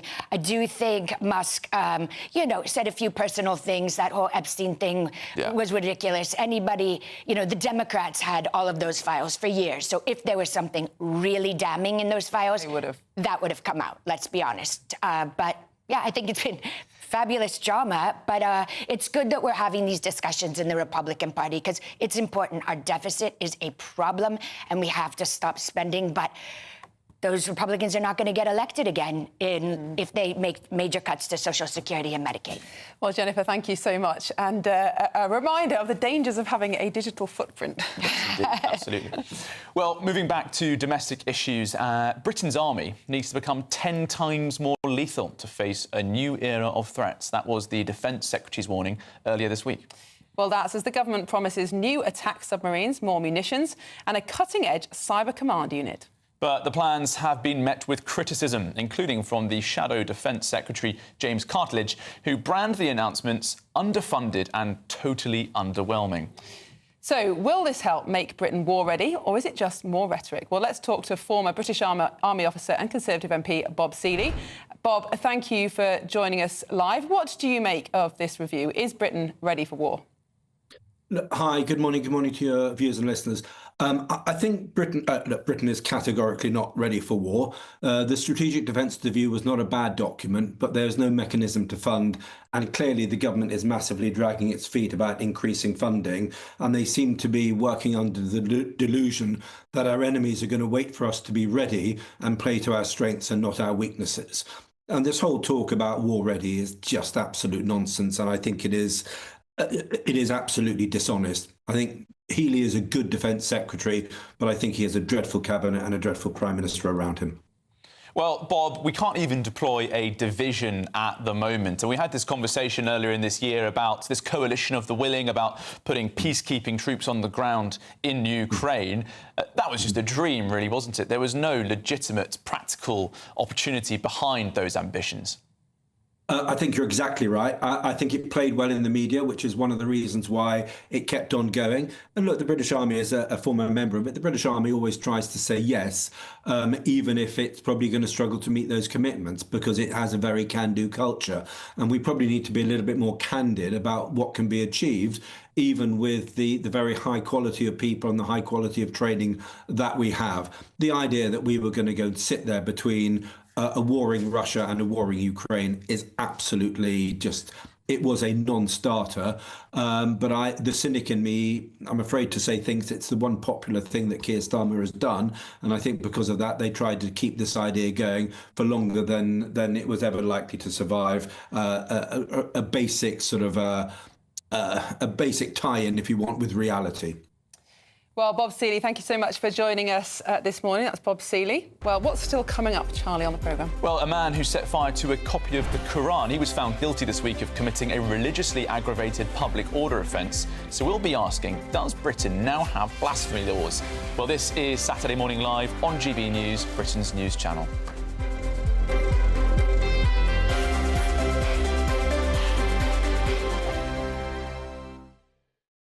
It's Patrick Christie's Tonight, and here we do things differently. It's explaining the absolute madness of this, doesn't it? It's explosive. I mean, this is very good. It's lively. 850. Your government sat there, Sean, and he did nothing. It's controversial. And the Middle East has been in turmoil since before I was born. It's everything you need to kickstart your evening. Everyone's had their Weetabix tonight. I love to see it. That's Patrick Christie's Tonight, weeknights from 9 p.m. Only on GB News, the People's Channel, Britain's news channel. GB News Breakfast. Every day from 6 a.m. Got about another month to go. So why did you decide to do it? Because I'll tell you what strikes me as being particularly interesting is that most people will not be familiar to seeing someone in your garb sitting on a bus. I mean, you will become a talking point. Is that part of it? Well, the central part is not me, of course. The central part is the Hospital of St Cross, where I live, which is an absolutely wonderful place to live. And I'm thoroughly enjoying myself there. Can I ask you, Brother John, how much planning has gone into this? Because I have to say, if I was catching a bus all around the country, I'd be very, very anxious about routes, about where I can get on the bus and timings, all that kind of stuff. So how much work has gone in behind the scenes? Well, I started before Christmas, and of course, the problem is that at that time it was the winter bus schedules, and then we have the spring bus schedules, and we're now moving into the summer bus schedules. So it's all a bit touch and go. It's when you go along, it's how you get on.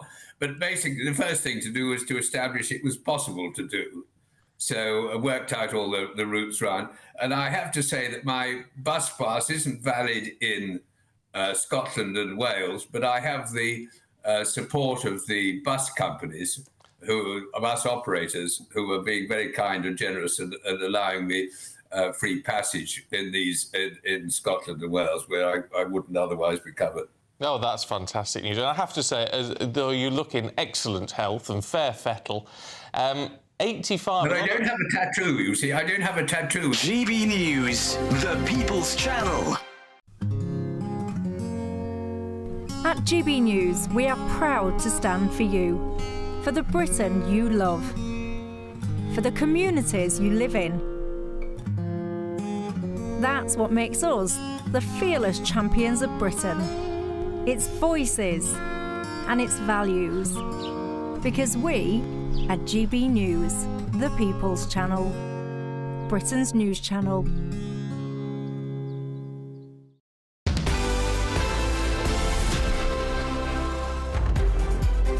Welcome back to Saturday Morning Live, and joining us to go through what's in today's newspapers, it's the journalist Candice Holdsworth and the former Labour Minister Bill Rannell. Good morning to you both. Good morning. Thanks for coming back. What should we start with?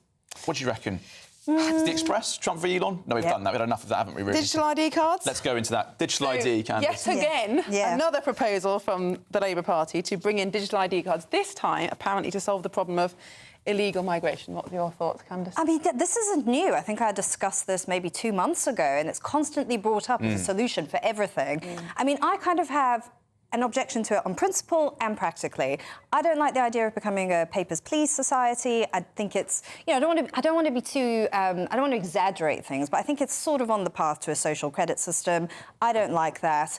But also practically, I mean, would it really deal with illegal migration? I don't think people who are here illegally, one, they wouldn't be employed in the mainstream economy anyway, and they wouldn't sign up for an ID card. So who are you policing? Yeah. Who are you surveilling? And I worry that we'd undermine just a fundamental part of who we are. Bill, we heard someone this week on the channel describing digital ID cards as a solution looking for a problem. But there's a lot of problems where digital ID could be a pretty legitimate solution. Absolutely. And look, I've been a supporter of ID cards since the last Labour government tried to bring them in. I think in terms of stopping people illegally working, stopping people getting illegal access to benefits, they can be part of the solution. We are the only European country that doesn't have an ID card system. If you're not doing anything wrong, you've got nothing to fear from this.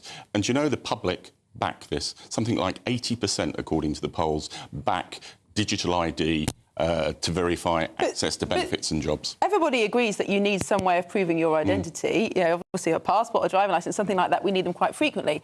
But the question is, what other information about you is linked to this digital ID card? That's where people have concerns about civil liberties.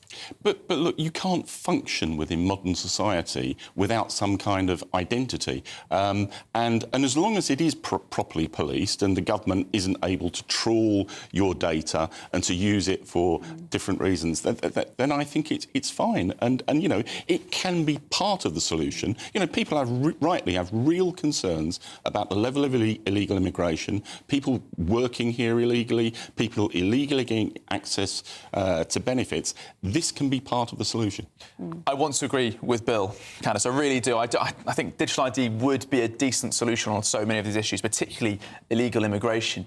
But then I think about the discussion that's been dominating our programme today about people potentially being investigated for their thoughts and their feelings. And I think digital ID would be another way for the state to track you and to link up what you say online and to find new ways potentially of prosecuting people and tracking us. Yeah, well, that's it. There's the slippery slope argument. And yes, as you can see in so many government institutions, I think they're lacking the credibility to do this. I don't think it's unreasonable for people on the right to be worried that they could be unfairly labelled by the state. I think that there's this sort of there's thinking now by people in public bodies that they have the right to police what people think and what people say. And I don't think that it would just be limited to things like benefits or illegal migration. I think you could see huge creeping the other way. But I think the two issues are different. I mean, I think this story this morning about the Prevent programme is utterly wrong-headed. Of course, having a concern about immigration does not make you a terrorist. No, but you can see how these things would be linked up. And I think we underestimate how much information the government has on us already. I renewed my driving licence the other day,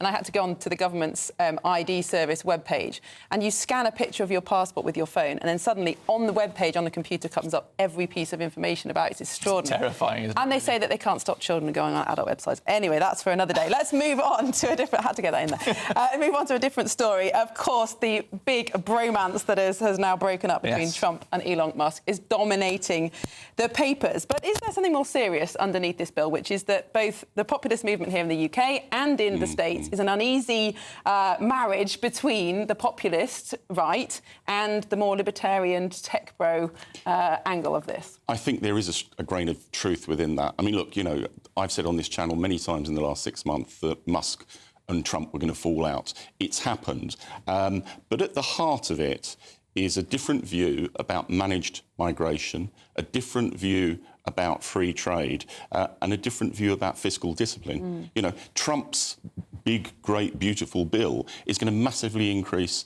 the US deficit, and it's partly that Musk was pushing against. And similar strains and splits exist within Reform UK in this country. Candice, I have to say, no one's mentioning it, but I think that the person I really feel for in this debate is JD Vance. It must be like watching his two parents fighting, and he must feel really upset watching them go at it. Yes, I know, but it's so fascinating what J.D. Vance represents as well. He's sort of like the new republicanism. He is that sort of MAGA populism that actually is okay with like the government infrastructure and is okay with spending. And he's been super critical of Silicon Valley and the whole Silicon Valley ethos. And I think in many ways he represents the future, and I think that Donald Trump has realised that. That's why he's leaning into it. I think he knows now that maybe that way of, you know, deregulating everything, not spending, you know, not being, you know, being economically interventionist is actually quite popular now. But does it add up? I mean, you know, the scale of the deficit in the US is akin to the Liz Truss experience. Now, this is a much larger economy, better able to finance its debts, but there's going to come a point where the markets will not allow that degree of debt and that degree of deficit. Yes. All right. Bill Rammell, Candice Holdsworth, thank you very much for joining us. It's time for us now to speak to Sam Francis, who's got all of our news headlines.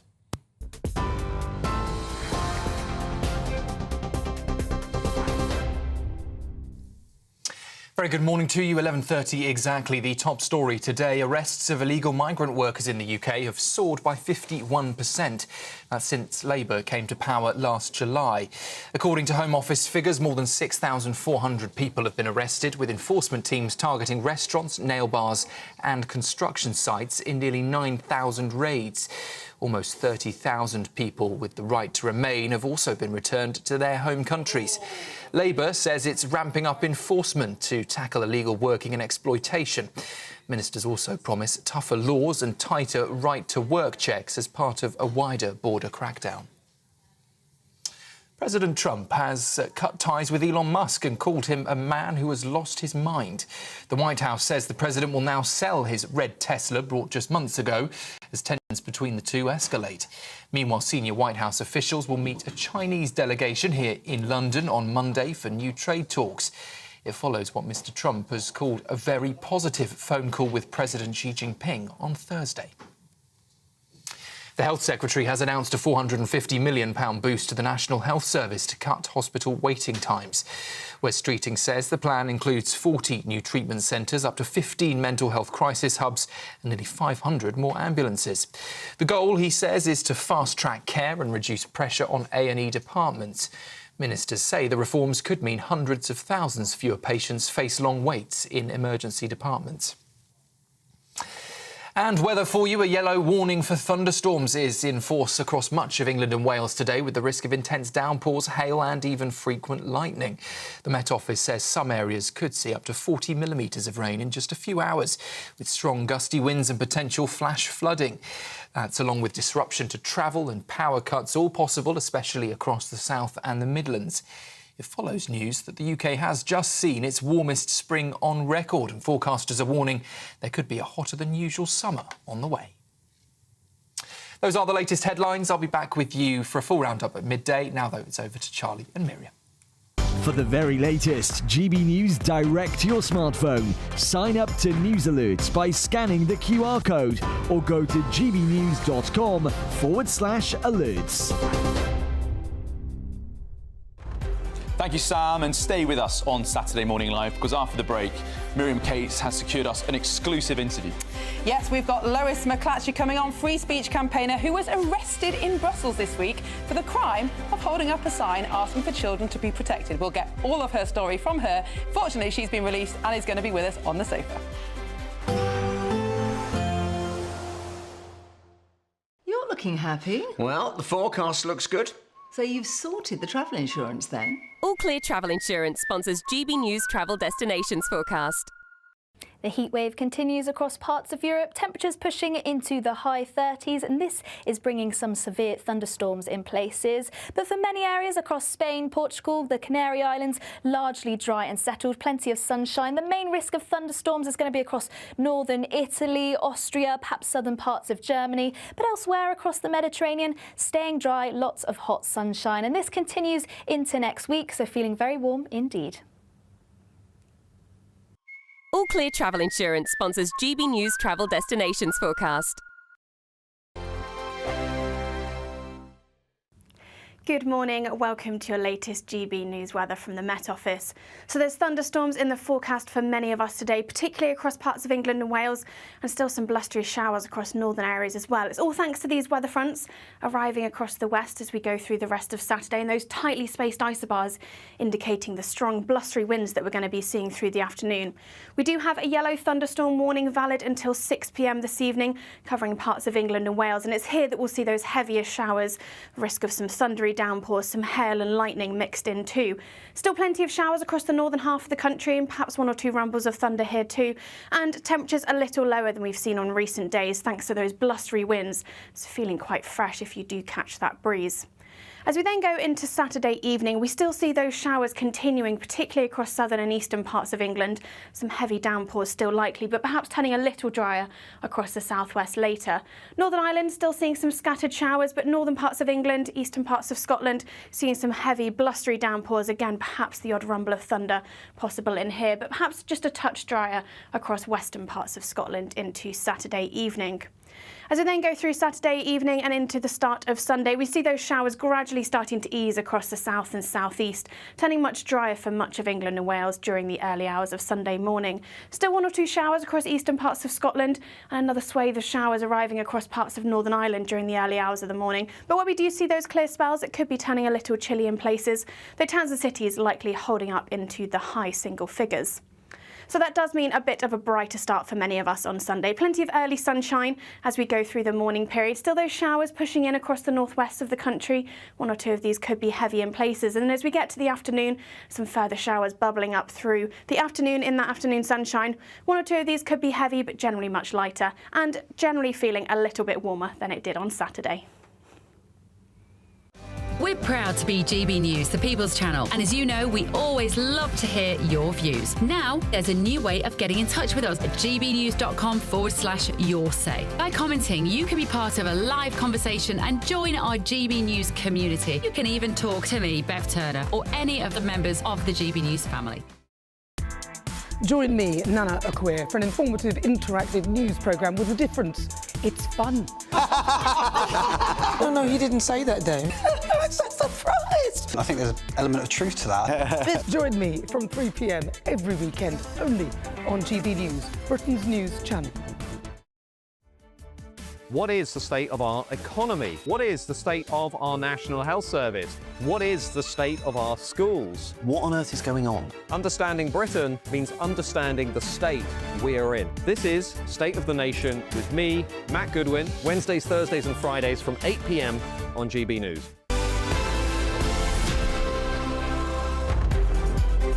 Welcome back to Saturday Morning Live. Well, earlier this week, Hamit Koskan was found guilty of committing a religiously aggravated public order offence when he set fire to a Quran outside the Turkish embassy. Well, Judge John McGarver called his actions highly provocative, driven by, at least in part, hatred. But legal experts are warning that the ruling could establish new blasphemy laws in Britain. Well, let's talk to writer and academic Andrew Tettenborn. Andrew, welcome to the programme. Good morning, Miriam. Good morning. Although Hamit Koskan was charged with a public order offence, you're arguing that, in essence, this gives us a blasphemy law because it's now become illegal almost to criticise Islam, at least in the way that he did. Well, that's exactly the problem. I think it was 17 years ago, it was about 2008, we abolished the blasphemy laws because until then it was a criminal offence to cause shock and outrage to Christians. That offence specifically was abolished. If you look at what Hamid Coşkun was actually convicted for, it was causing shock and outrage to the religious feelings of a passing Muslim. I fail to see much difference. And of course, if that's right, what we've got is a situation where blasphemy, having been abolished by Parliament in 2008, has now been allowed to come roaring back, and indeed come back in an extended form, because the old blasphemy law only covered offence to the feelings of Christians.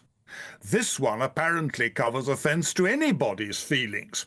You know, I wait to see what happens. For example, if you have an evangelical Christian going up to a member of the Wicca and breaking their wand, or tearing up the satanic Bible in order to make a point.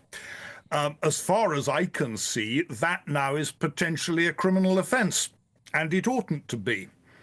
Andrew, we were seeing before this case reached Westminster Magistrates Court that the CPS originally had charges down for insulting or harassing the institution of Islam.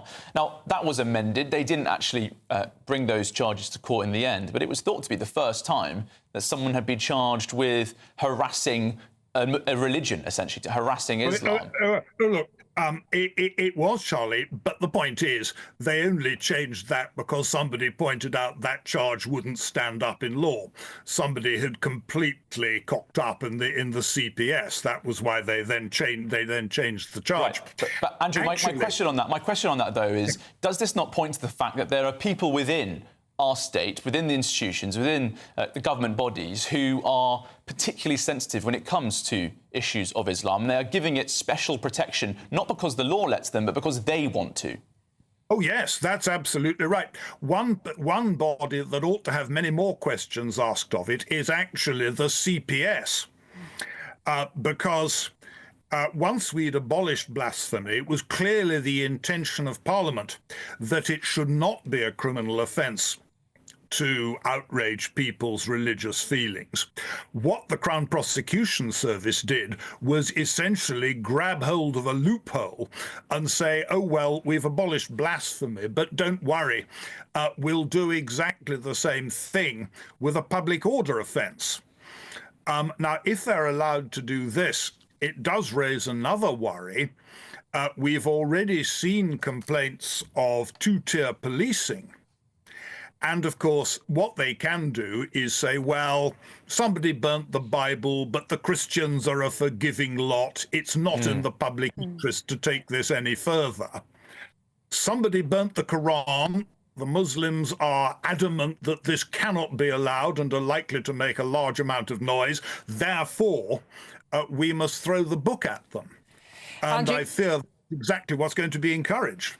Andrew, thank you so much for joining us. We're going to have to leave it there, but I think it's an issue we're going to be hearing a lot more about in future months. Right, moving on now. We've got something you can all smile about because we're counting down to our best summer giveaway. It's £54,321 in tax-free cash to be won.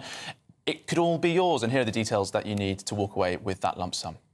It's our biggest cash prize to date, and you could win it. £54,321 in totally tax-free cash could make your year the best yet. How would you react if you got that winning call? Oh my God, I'm going to cry. Do you know what? I've never won anything like this in my life. Oh my God, this is amazing. Thank you. You weren't expecting to get that call today, were you? No, I wasn't. £54,321 could make you our biggest cash winner to date. For a chance to win £54,321 cash, text cash to 63225. One entry costs £2.50 plus one standard network rate message, or text bonus to 63225. 5 entries cost £5 plus one standard network rate message. Go to gbnews.com/win. Entries start at £2.50. Call 0903 686 3232. Calls cost £2.50 plus your network access charge. Or post your name and number to GB14 PO Box 8690 Derby DE1 9TT. UK only. Entrance must be 18 or over. Lines close at 4 p.m. on the 1st of August. Please check the closing time if listening or watching on demand. Good luck. Welcome back to Britain's Newsroom with Andrew and Beth. Hello everyone, Patrick Christie's here. I'm Michelle Duke, Britain's News Channel. Access the stories that matter to you. Take the GB News family with you on any device. And as long as you have an internet connection, tune in to GB News anywhere on the planet or beyond. GB News, the People's Channel, Britain's News Channel. GB News Breakfast, every day from 6 a.m. Are these two things linked? Is an excess of belly fat perhaps hindering our children's education? Good morning. So you're quite right. It's not the actual belly fat that is causing the brain problem. It's more that what causes the belly fat to exist is also causing issues in the brain, essentially. So the belly fat is almost a side effect, and so is the reduced learning, the memory, the mood issues that we're seeing in the brain. So it's very important to understand that those two things are correlated, and actually the problems that go behind it are what we need to target. So it's not just about, we're not just trying to body shame young people, we're actually trying to look at what are the cofactors, essentially. So that could be sleep, lack of exercise, overuse of technology, loneliness, would you believe it? And of course, diet. The headline essentially has run away with itself. It's conflating the two and making it sound like belly fat is an issue for our children's education, when in reality, it's a matter of actually we need to be encouraging healthier habits, a better diet, more sleep. As you mentioned, loneliness, for example. Is it healthy, though, for these headlines to suggest, like you said, potential for body shaming, potential for, parents getting the wrong impression? Is that what the real issue here is? I mean, everything has a positive and a negative side. If any parent looks at this and thinks, oh my gosh, I'm seeing my child is getting a little bit podgier around the middle. I need to do something, and kicks them into action. And same with children. You know, it's not a bad idea to inform them and educate them about diet and exercise. And it's good to know about those things. GB News, the People's Channel. This is Britain's Newsroom, where your voice matters. It's just astonishing. With expert analysis and honest opinion, we don't just keep you informed. We bring you unique perspectives you won't see anywhere else. Can't argue with any of that. When the news happens, it happens here. On Britain's Newsroom, weekdays from 9:30 a.m. Only on GB News. I'm Emily Carver. This is GB News, Britain's news channel.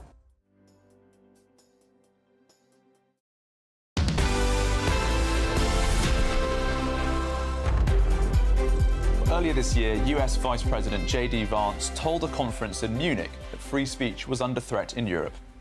And what I worry about is the threat from within, the retreat of Europe from some of its most fundamental values, values shared with the United States of America. In Britain and across Europe, free speech, I fear, is in retreat. Well, those comments sparked a furious backlash, with EU officials condemning his remarks as unacceptable. But in Brussels, free speech campaigner Lewis McClatchy found herself arrested and imprisoned for silently wearing a signboard which stated children are never born in the wrong body. Well, fortunately, she was later released without charge, and she joined us now in the studio to tell us more. Lois, welcome. This is an incredible story. Tell us what happened. Why were you in Brussels, and how did it come to the arrest? Well, my good friend Billboard Chris, a big kind of Twitter influencer whose mission in life is to spread this important message that children have never been born in the wrong body. They don't need drugs and scalpels to fix themselves. We should affirm and love them in the bodies that they're in. This is a message that is controversial in Brussels, but is shared by most of the population. And so Chris and I went to Brussels to meet with some politicians in the European Parliament to share information, research, to bolster this argument for safety for our kids. We also had some time to go out on the streets and to engage in this conversation with everyday people. And as Chris has done all over the world, see what people think, hear their arguments for, against, and share this with the online community to spark important conversations. And that's what we were doing for about 20 minutes when things started to get a bit testy. We had various aggressive individuals join us.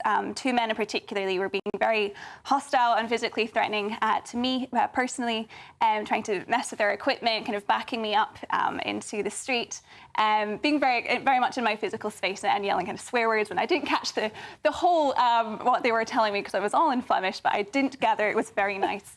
At one point we felt we had to call the police. We feared that it could escalate into something quite dangerous, and so we managed, after a few tries, to get the Belgian police to come.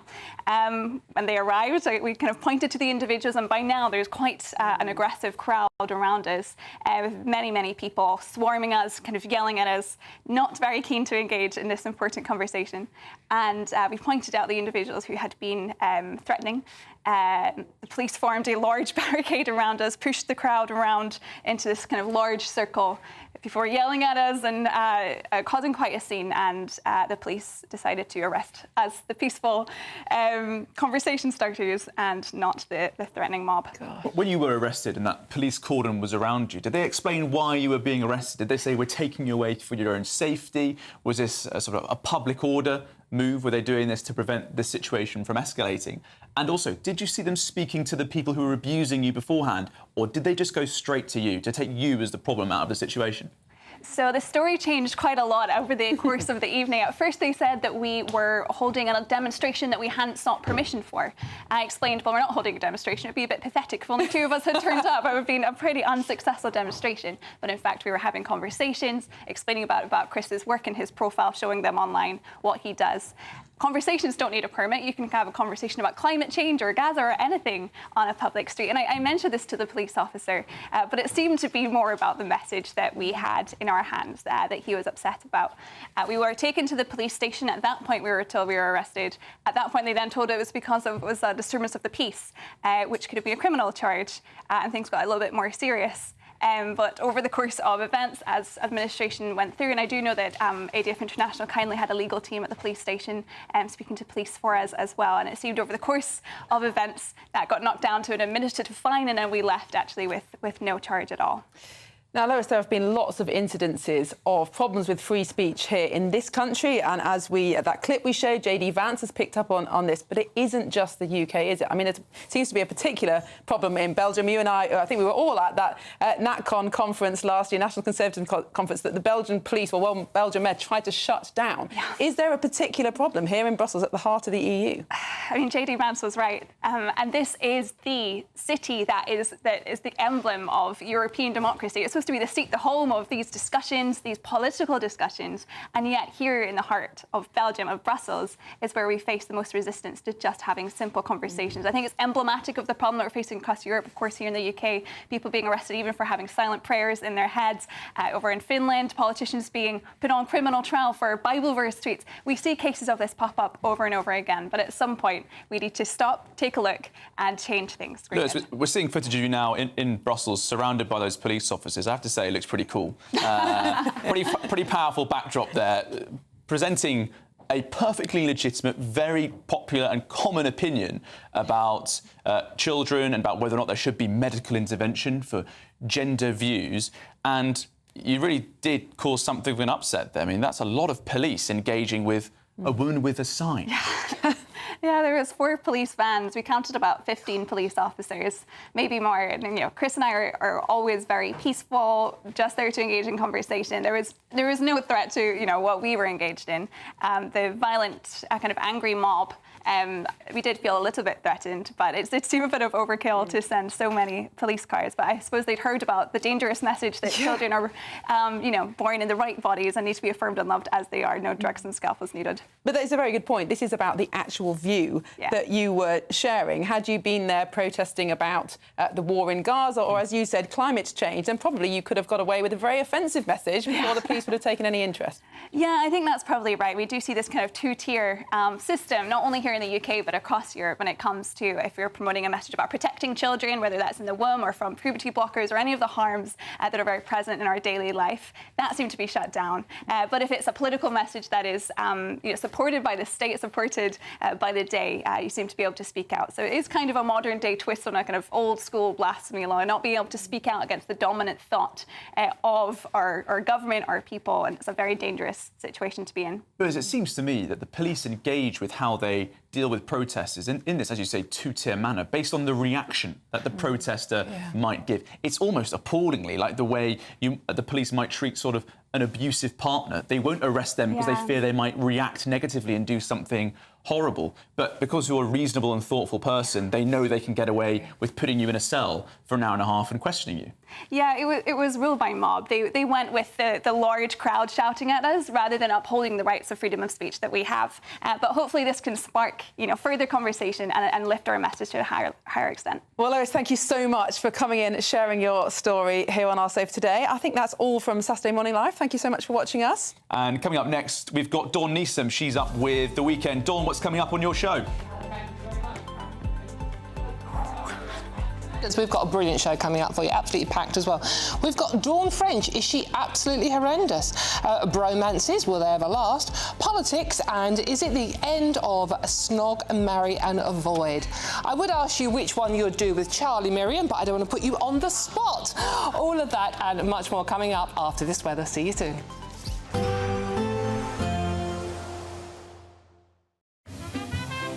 Heavy showers first thing will be followed by a warm, cosy day. Boxed boilers, sponsors of weather on GB News. Hello there, good morning. Welcome to your GB News weather update from the Met Office.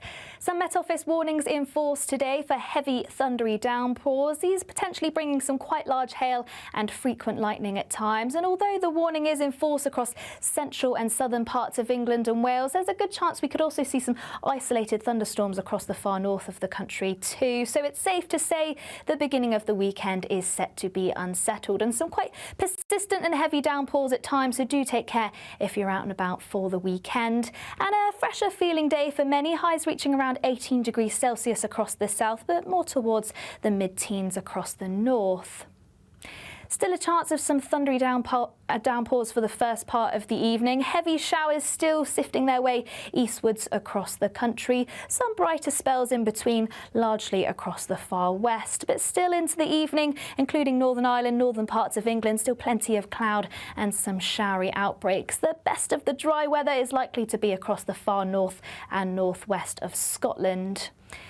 Now, through the course of the evening, still a chance of some showers for a time, still moving their way eastwards, drifting into the North Sea, and for a time turning a little drier, some clearer skies where temperatures will dip down a little lower, but we'll start to see those winds ease away and more in the way of dry weather as we head towards dawn, but more cloud just about pushing into the west. Still some showers moving through here, but for many, it's turning much drier for the beginning of Sunday.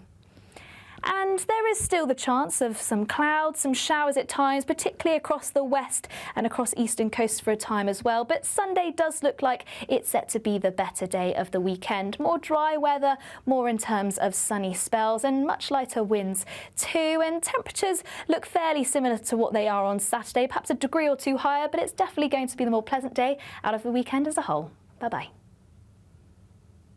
Expect a warm front moving